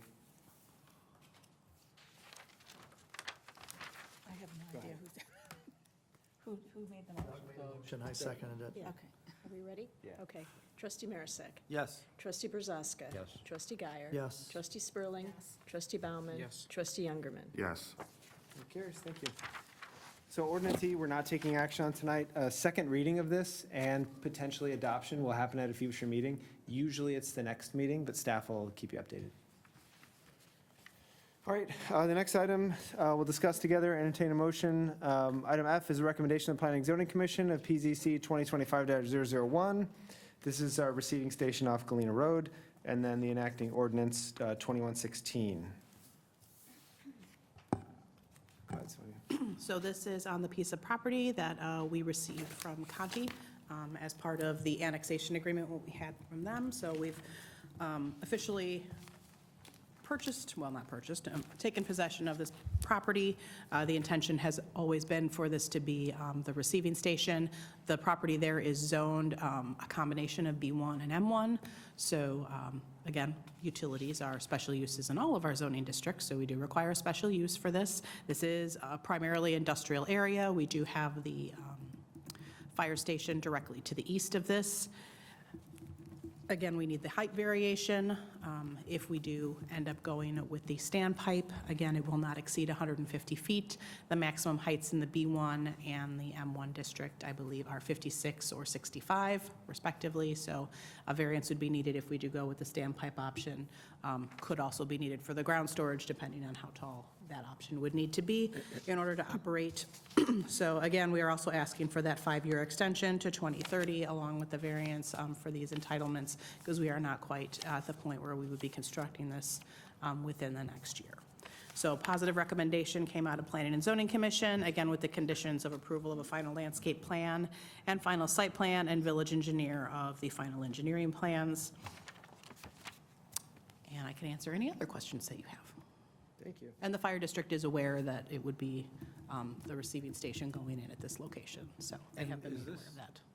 strictly for the village, or is this a transition station? This would be the same thing as the previous discussion. Yeah, no. So we'll have one DWC building, one village building, and a ground storage and/or standpipe. It's not continuing on to Yorkville and Oswego from? No, we're actually at the end of the line. Oswego's is going in at Tuscany Trail, and Yorkville's would be going down the ComEd right away to their receiving station off of Mill Road in Grand Reserve. So the transmission main's gonna, tentatively right now, is running down the ComEd right away to Orchard, and then there'll be a line that runs up Orchard, feeds Oswego, and then feeds Montgomery. This one I have no issue with, so I'll make a motion. Are the buffers all the same on this property?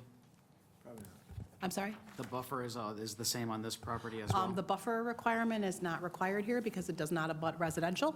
So it is adjacent to more industrial and commercial zoning, so it does not require that additional landscaping along the north, east, or west property lines. It only requires the additional screening to screen it from the roadway. So that would be like our parking lot perimeter landscaping you would typically see for an industrial development along Galena Road. So what is our vision, or how far off of Orchard would we anticipate or want any retail development to occur? And would no buffering around this facility at all prohibit that, in anyone's opinion? I don't foresee it really prohibiting any commercial development. A commercial development that came in may choose to provide some additional buffering or a fence, but as they said, there's a good chance that we're going to have to fence and provide that security around this property. So at a minimum, there would be the fencing around it. Again, it's still early, but if we are, it's our project, I'd like to see some trees or something around there. If I'm envisioning this, what we call ground storage, still protruding up a big 30-foot round tank, I don't want to sit at the intersection of Orchard and Galena and see this as well, just as they wouldn't want to see it out of their backyard. So I'd like to see some landscaping around it, some sort of buffer. Don't go cheap on the evergreens, don't plant pines, make sure they're 10 to 12 foot. The normal. All right, Steve made a motion, is there a second? I'll second it. Perfect. Any discussion? All right, go ahead, this is item F. Okay, trustee Youngerman. Yes. Trustee Marisak. Yes. Trustee Brzezska. Yes. Trustee Guyer. Yes. Trustee Spurling. Yes. Trustee Bauman. Yes. All right, that passes 6-0. Ordinance 2116 is for a future meeting, and that'll be second reading. All right, moving on, item H is ordinance 2117, terminating the Village of Montgomery Special Service Area Number 26 for the Aurora Faith Center Backup SSA in Kane County, and repealing ordinance 1230, first reading. Go ahead. Yes, so this particular development never moved forward and was eventually purchased by Aurora University for their Spartan Athletic Complex. A new SSA was created for the AU development, but at that time, we never terminated the previous SSA that had been approved back in 2006. So this is kind of a housekeeping item, so this will terminate the old SSA. The property is already covered by the existing Aurora University SSA. These are all backup SSAs, so none of them are currently being levied, so it's not going to have any sort of fiscal impact at this time. So once this is approved, this will be recorded with the county, and that SSA tax will be removed from the property. Doesn't get taxed, does it? Okay. Any comments? Motion? Actually, no. That's first reading. First reading. Consent? All right, consent. Perfect. All right, item I today is PSA for audit services. Dr. Milewski? Thank you, President Brawley. So for today, for consideration, I have the PSA for audit services. We are required by the state of Illinois to perform an audit if a municipality's population is larger than 800 people. We have been using Lauterbach and Amen to provide our audit services since 2016. They have performed those services at a satisfactory measure. We've also been working in anticipation of this with Lauterbach and Amen to secure all of those financial information as we transition from one ERP system into our new ERP system to help with the fiscal year 25 audit, which we anticipate to be a little lengthier than normal. The audit services would include the audit itself, the police pension report for the Department of Insurance filing, the annual treasurer's report and TIF reports to be filed with the Office of the Comptroller, the actuarial reports as well, so that's related to the police pension and our OPEB filings. So that is also included, and I'm happy to answer any questions should you have any. Does this guarantee that we'll have give our audit presentation every year? Oh, we are definitely going to get an audit presentation every year. In addition, I know you guys are excited about this as much as I am. We're going to have an actuary presentation too. Wow. Wow.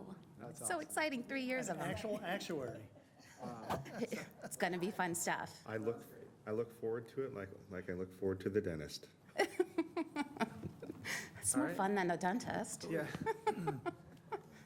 So the fee, the audit and actuarial fees, 76,000 and 27, respectively throughout the life of the contracts. Yes. So is that an annual fee? That is 100 and, collectively across the 3 years. In Exhibit both A and B, we'll have the cost breakdown per year. So year one for the audit service is $24,610, year two, $25,580, and year three, $26,560 for audit services. And then we'll have the actuarial services to be covered. Year one is $93.50, year two, $80.10, and year three is $10,130. so move? Second.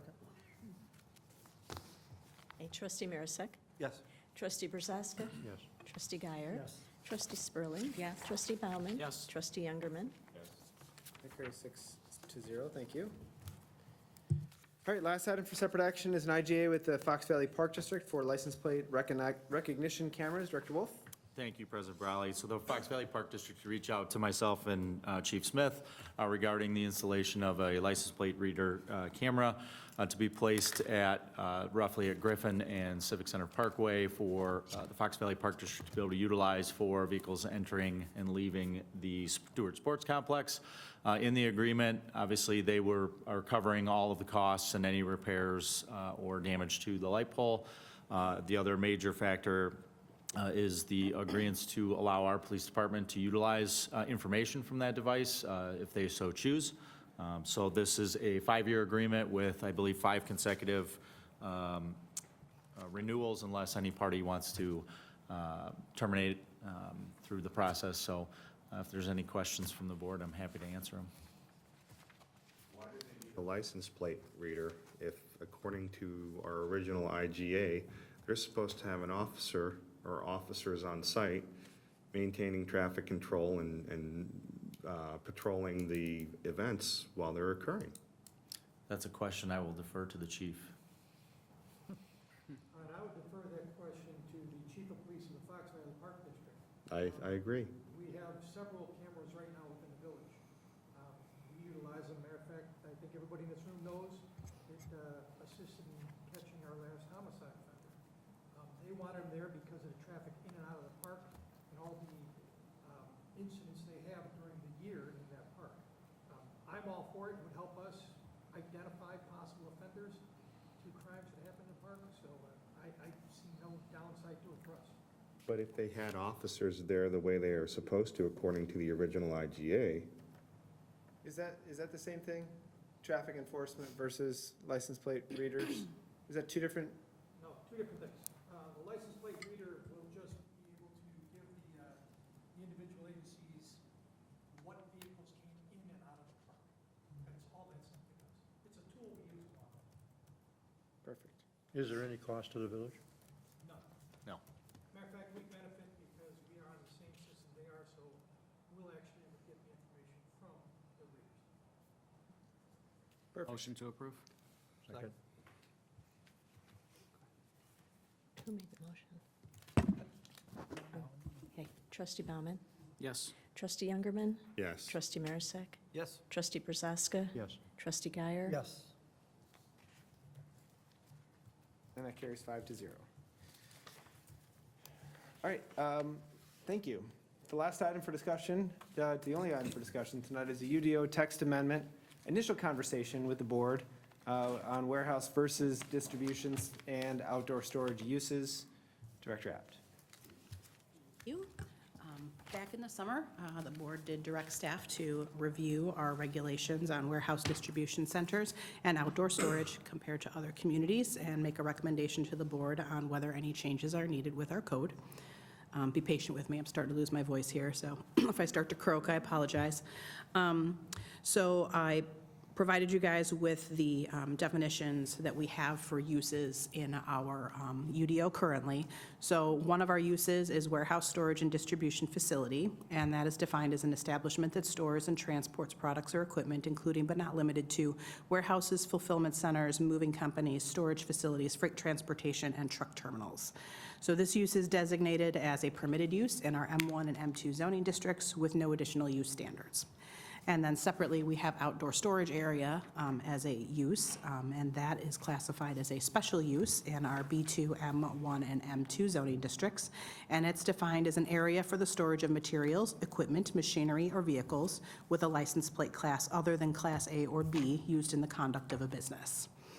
So many distribution centers and fulfillment centers and pretty much all truck terminals and freight terminals include the storage of semi-trucks and trailers as part of their operations. So with our warehouse distribution storage facilities definition, specifically including those uses as permitted, does seem to be a little bit incongruous to have the special use as and then have those listed as permitted uses. So definitely can see that there are some adjustments that need to be made with our code with those inconsistencies. So we did take a look to try to research warehouse logistics distribution centers, and we did find a definition from the York County, Pennsylvania Planning Commission that kind of helps explain the differences between a truck terminal distribution fulfillment center versus your typical sort of like warehousing distribution center. So one definitely is a more intense use. It talks about, storage and parking of vehicles, incidental repairs and maintenance of primarily tractors and trailers and things like that on the site.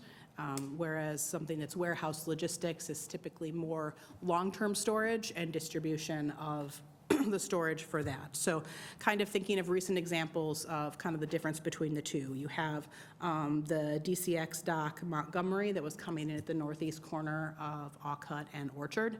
So that is more of a warehouse distribution center. So that is a product, they're storing the products there and they're distributing it to their to their wholesalers that are then sending it, selling to the public. limited tractor trailers there. They're not really doing maintenance and needing different kind of buildings and stuff for their tractors. So it was much more limited in scope to what was happening there versus R&L Carriers that came in similar, at a similar time. So R&L Carriers has got the cross docking. It's, kind of moving in and moving out. Lots of truck and trailer storage on, more than 200 spaces of truck and trailer storage on the site. They need the maintenance building for repairs and inspections of their vehicles. They've got the car wash. So those kind of incidental uses are more in line with truck terminal distribution center. So those are kind of the two different things that you guys have recently approved and kind of how they fit into this description of how these operations really work. So in comparing our use definitions and classifications, permitted, special, prohibited, we looked at several other communities in the Fox Valley area, as well as communities with larger industrial areas to kind of see how they classify those kind of uses and kind of what their definitions are and how they differentiate from us. So we did discover that most communities do not include freight transportation and truck terminals to be the same as warehousing or distribution centers. They do have those as separate uses. They're not lumped together, and they are typically designated as special uses. Many communities have separated truck parking as a principal use as a separate use from outdoor storage. I didn't mention this earlier, but one of the things I think as part of our outdoor storage area, given how it's written, part of the purpose of that was to have better control over truck parking, so that if somebody wanted to just use a lot as a truck parking lot, that they would lease spaces out. There would be no principal building, no principal use there other than them just parking trucks, that would be a special use. So it would have to come through the process, and we would have more control over that. So I think that was part of why that definition was written the way that it was. So there are a lot of communities that do specifically define that truck parking for that type of thing, where there is no principal use really associated with principal structure. And they do have that as a separate use from outdoor storage, so it's not lumped in there. It's listed separately. And then a majority of the surveyed communities allow outdoor storage by right with standards such as screening and fencing, landscaping, and limitations on proximity to residential. So as part of warehouse and distribution use, they would be allowed to have the outdoor storage of the vehicles and equipment as part of it without any additional special use for that outdoor storage. That's all just permitted by right, and they just have to meet the screening requirements that they have in there. So based on this information, we have the following for consideration. That would be revising our outdoor storage use to exclude vehicle storage associated with warehouse distribution fulfillment centers. Consider allowing outdoor storage of vehicles such as trucks, vans, buses, semi-trucks, trailers, et cetera, as permitted in the M1 and M2 zoning districts, and only require a special use for the storage of materials or uncontained materials, kind of depending on how specific the board would like to get with that. Creating a new use and definition for truck parking, like the semi-permanent storage of semi-trucks and trailers, et cetera, when not accessory to a principal use on the same lot, and either prohibit that use or designate it as a special use in our M1 and or M2 zoning districts with standards. Adding use standards to warehousing, storage, and distribution facility uses, including the prohibition of outdoor storage of trucks and trailers within with many communities, it's 150 feet of any adjacent residential lot line, and then require screening standards that are similar to what we have in place for outdoor storage currently. And so what I'm looking for is some feedback from the board on how you'd like to proceed with that. More specifically, do we want to exclude warehouse storage distribution facility use and allow it as a permitted use for vehicles, equipment, and special uses for materials for outdoor storage, which way we want to go with the truck parking lots, and then for warehousing, storage, or distribution facilities, do we want to add use standards? Do we want to separate out a truck terminal fulfillment, that larger, more intense use? Do we want to separate that out from our current lump definition? And do we want to then have that as a special use in the M1, but permitted in M2, kind of, if we want to kind of dive into that a little bit more and separate that out. So just kind of looking for some feedback so we can start drafting some text amendments, and we can certainly bring that back to you for further review before we go to a public hearing, or if you want staff to just go forward with it, we can draft it and get it before the Planning and Zoning Commission for a public hearing in the next couple months. Okay, real quick, before because you're going to get 7 opinions, which is great and helpful. Keep it as high level as you can, in my opinion.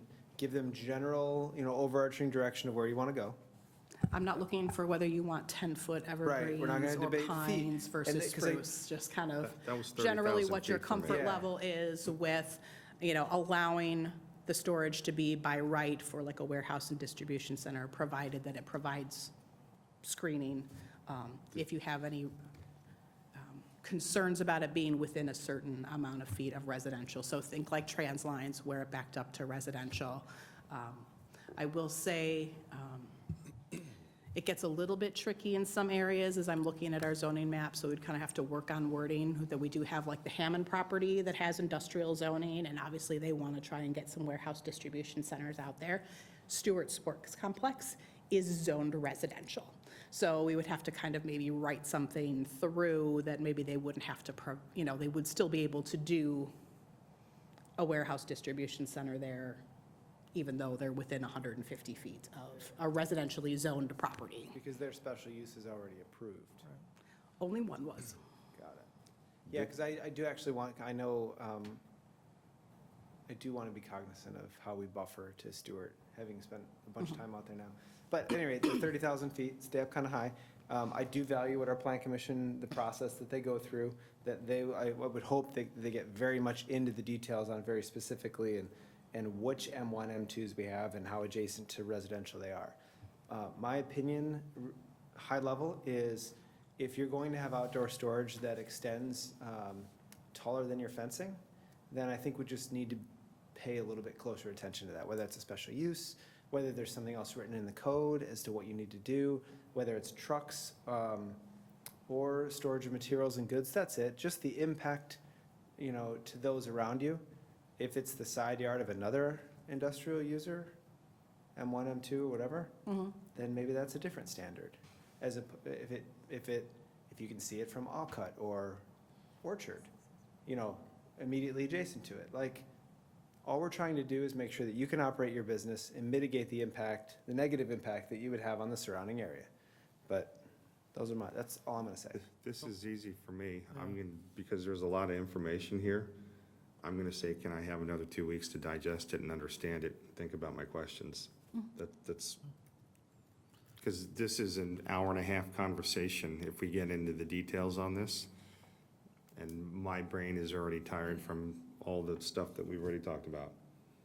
Yeah, so very simply, I would rather see permitted use with robust screening requirements unless somebody come in for a variance than a special use, because based on what we went through with the special use on this other property at the corner of Ock and Orchard, I didn't realize just how far-reaching a special use is in the future, right? So Right. I would rather see a permitted use with robust screening requirements, allow them come in for a variance, and then it's just for, Sure.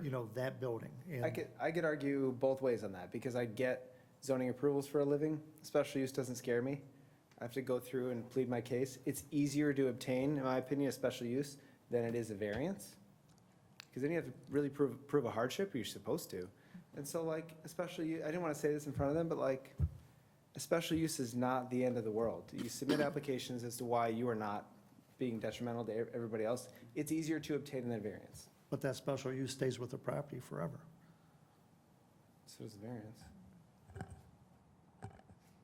No, I thought the So variance long just, as the special use does not go 6 months. more than 6 months not operating. So like if a building is vacated that had outdoor storage, or had the special use for outdoor storage and stopped operating for more than 6 months, technically that special use would be considered revoked.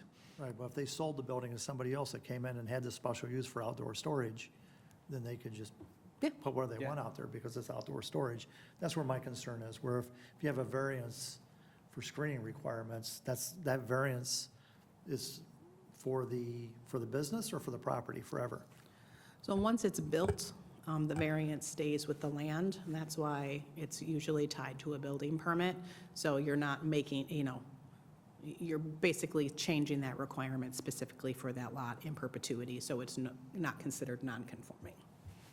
So that is the established setback or screening requirement for that property in perpetuity. But it does have to be built in order for that to go into effect. And great points.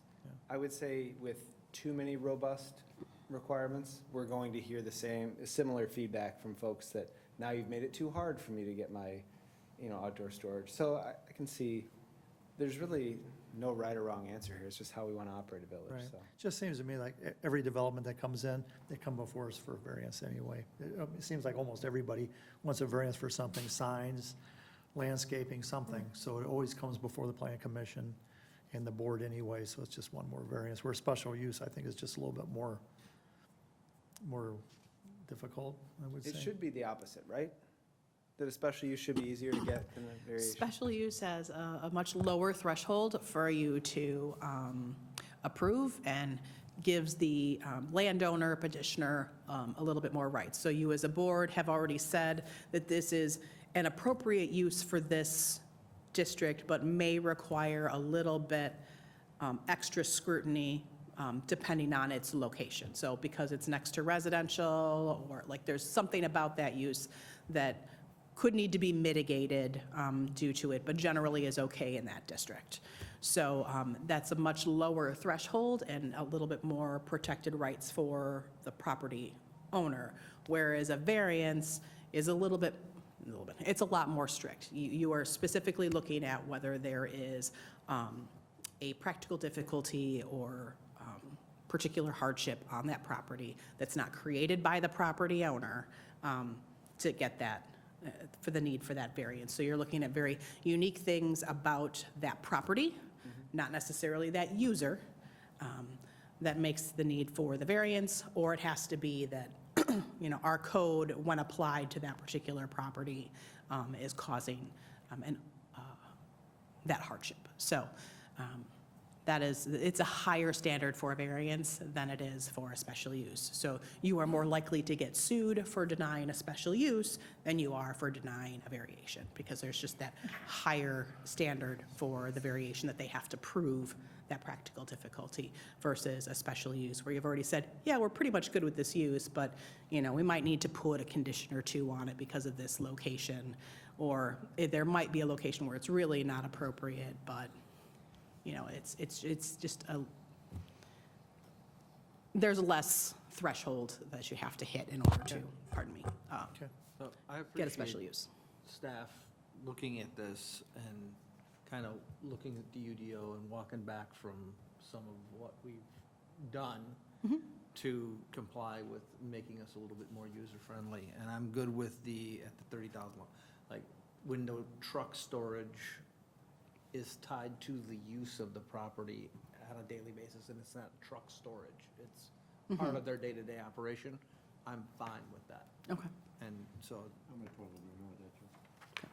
And that's why we asked for this to come this way, to look at that, so every project doesn't come with a special use. It should be known, understood. So have fun with planning and zoning, and I don't need 2 weeks to digest and look into it. Let planning and zoning take care of it.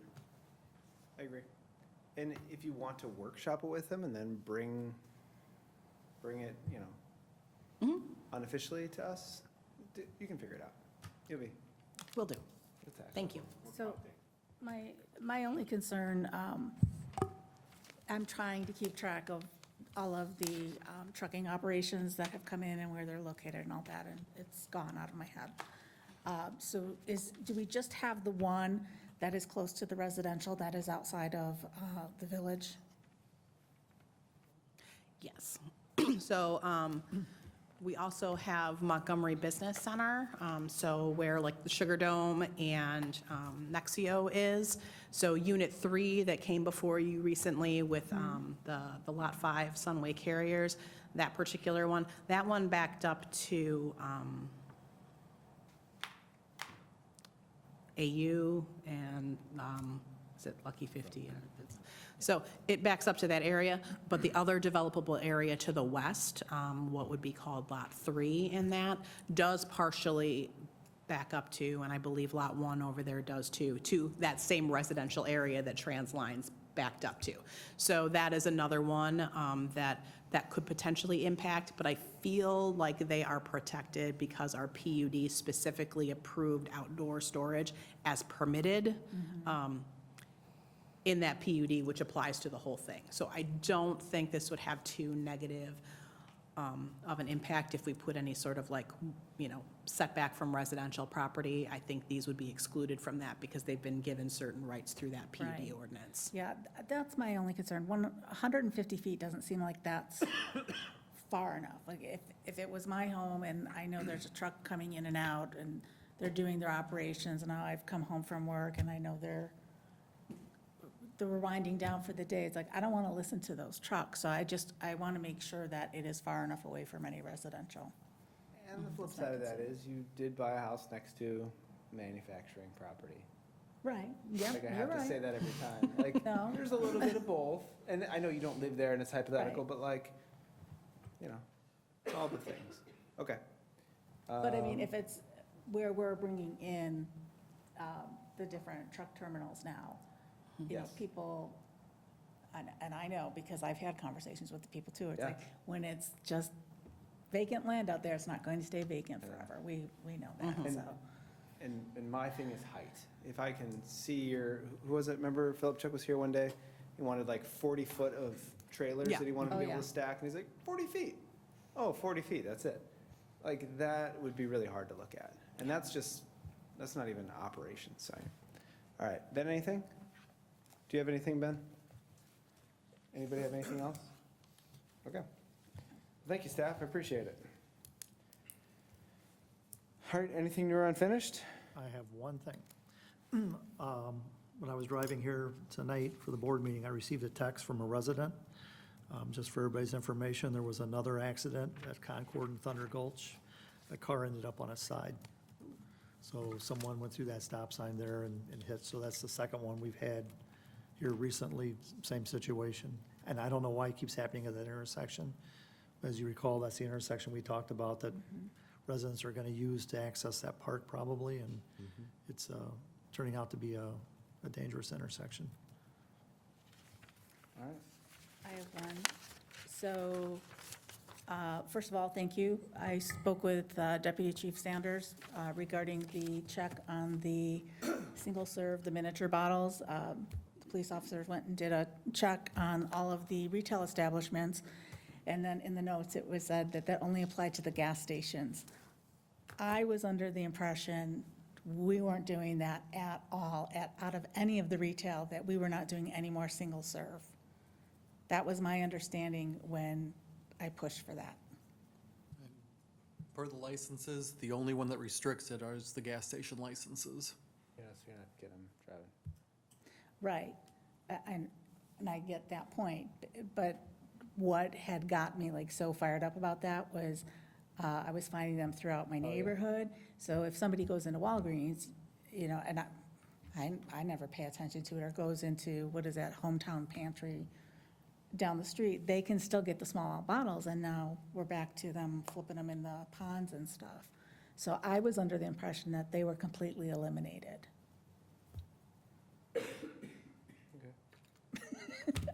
I'm just saying, I didn't think we were selling them at all.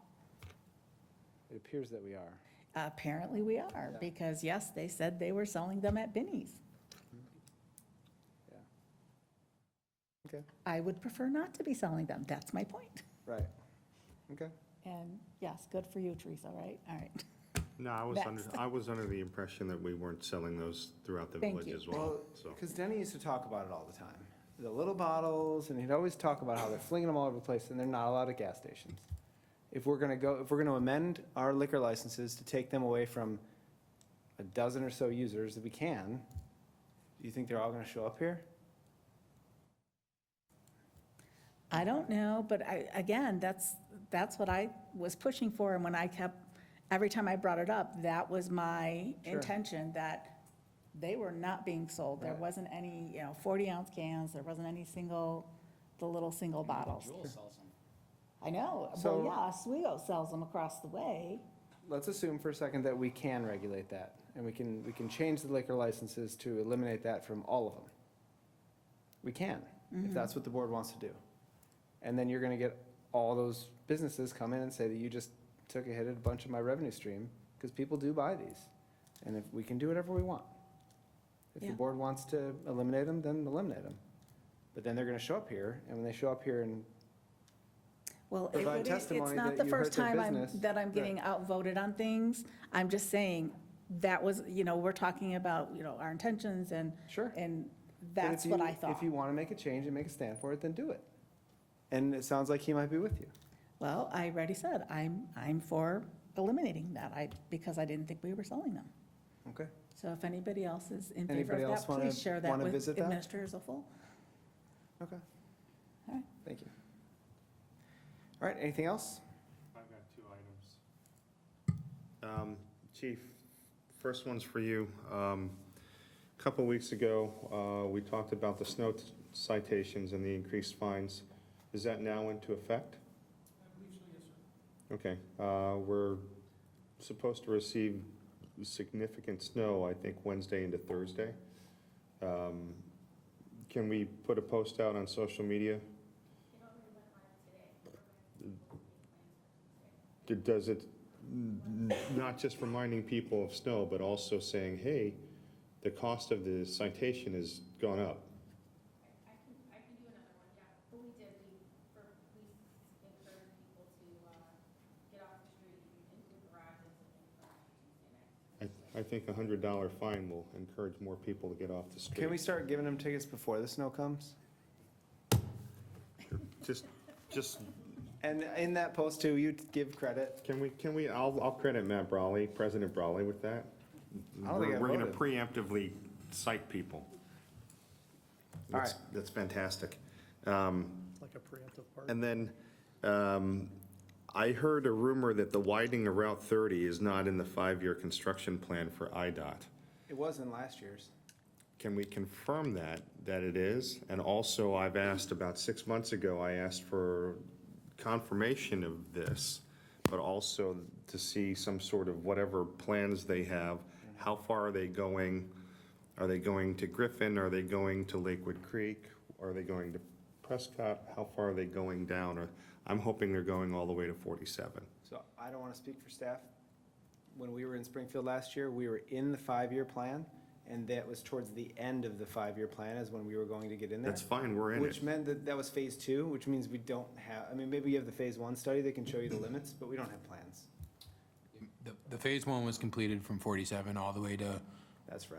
the bridge. But the phase 2 would be. But I believe the only thing that's in the multi-year plan is just design engineering at Orchard and 30, I believe.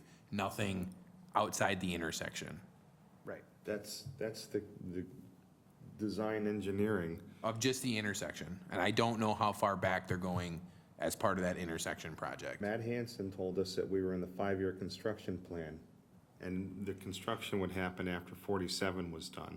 And I wanted to see if that's accurate. We were in there for design. Chris, can you comment on phase 2 design and phase 3? Doesn't it expire with a certain time period? So they really wouldn't fund phase 2 unless they had some, Well, the phase 1 has a 10-year expiration date. It was Right. approved in 2018, 2017, 2018. And then, yeah, you'd start phase 2 design and then, generally they and wouldn't. there would be conversations with the village, because the village is gonna have to enter into an agreement as they get further along. The village is gonna have to enter in an agreement with IDOT about cost sharing for, if the village wants bike path, if the village wants road lighting, if the village wants sound walls, possible utility relocations, our water main could need to be relocated. And we have not been approached by them on any of that stuff yet. Right. But they generally wouldn't fund phase 2 if they didn't believe that they could get phase 3 funding near, like, Correct. shortly after that. Correct. Phase 3 is construction. So I don't know if there's a new plan out. I also don't know if any of the federal funding that we had has anything to do with that. Because Can we find out, and can you guys give an update to the village board, please? Cool. Anything else? Those were my two. I'd just like to compliment Deputy Chief Sanders on his participation in the Hoops for Hope event, that it's a basketball tournament for cancer victims and survivors between Oswego High School and Yorkville High School. It's been going on for, I think, about 15 years now. So I believe Erica Lopez from the PD was instrumental in starting a three-point contest with all the police departments, with the requirement being that they were in uniform. So Deputy Chief Sanders came and participated. Plano was there, Kendall County, Oswego. It was quite a nice turnout. It was it was at the halftime of the varsity girls game this past Saturday. So, thank you, Deputy Chief Sanders. DC Sanders was in a three-point contest? And Erica. How many do you make? He didn't win. You didn't win. He didn't win. That's PC. It was a very fun event, though. It was a great event, so. All right, perfect.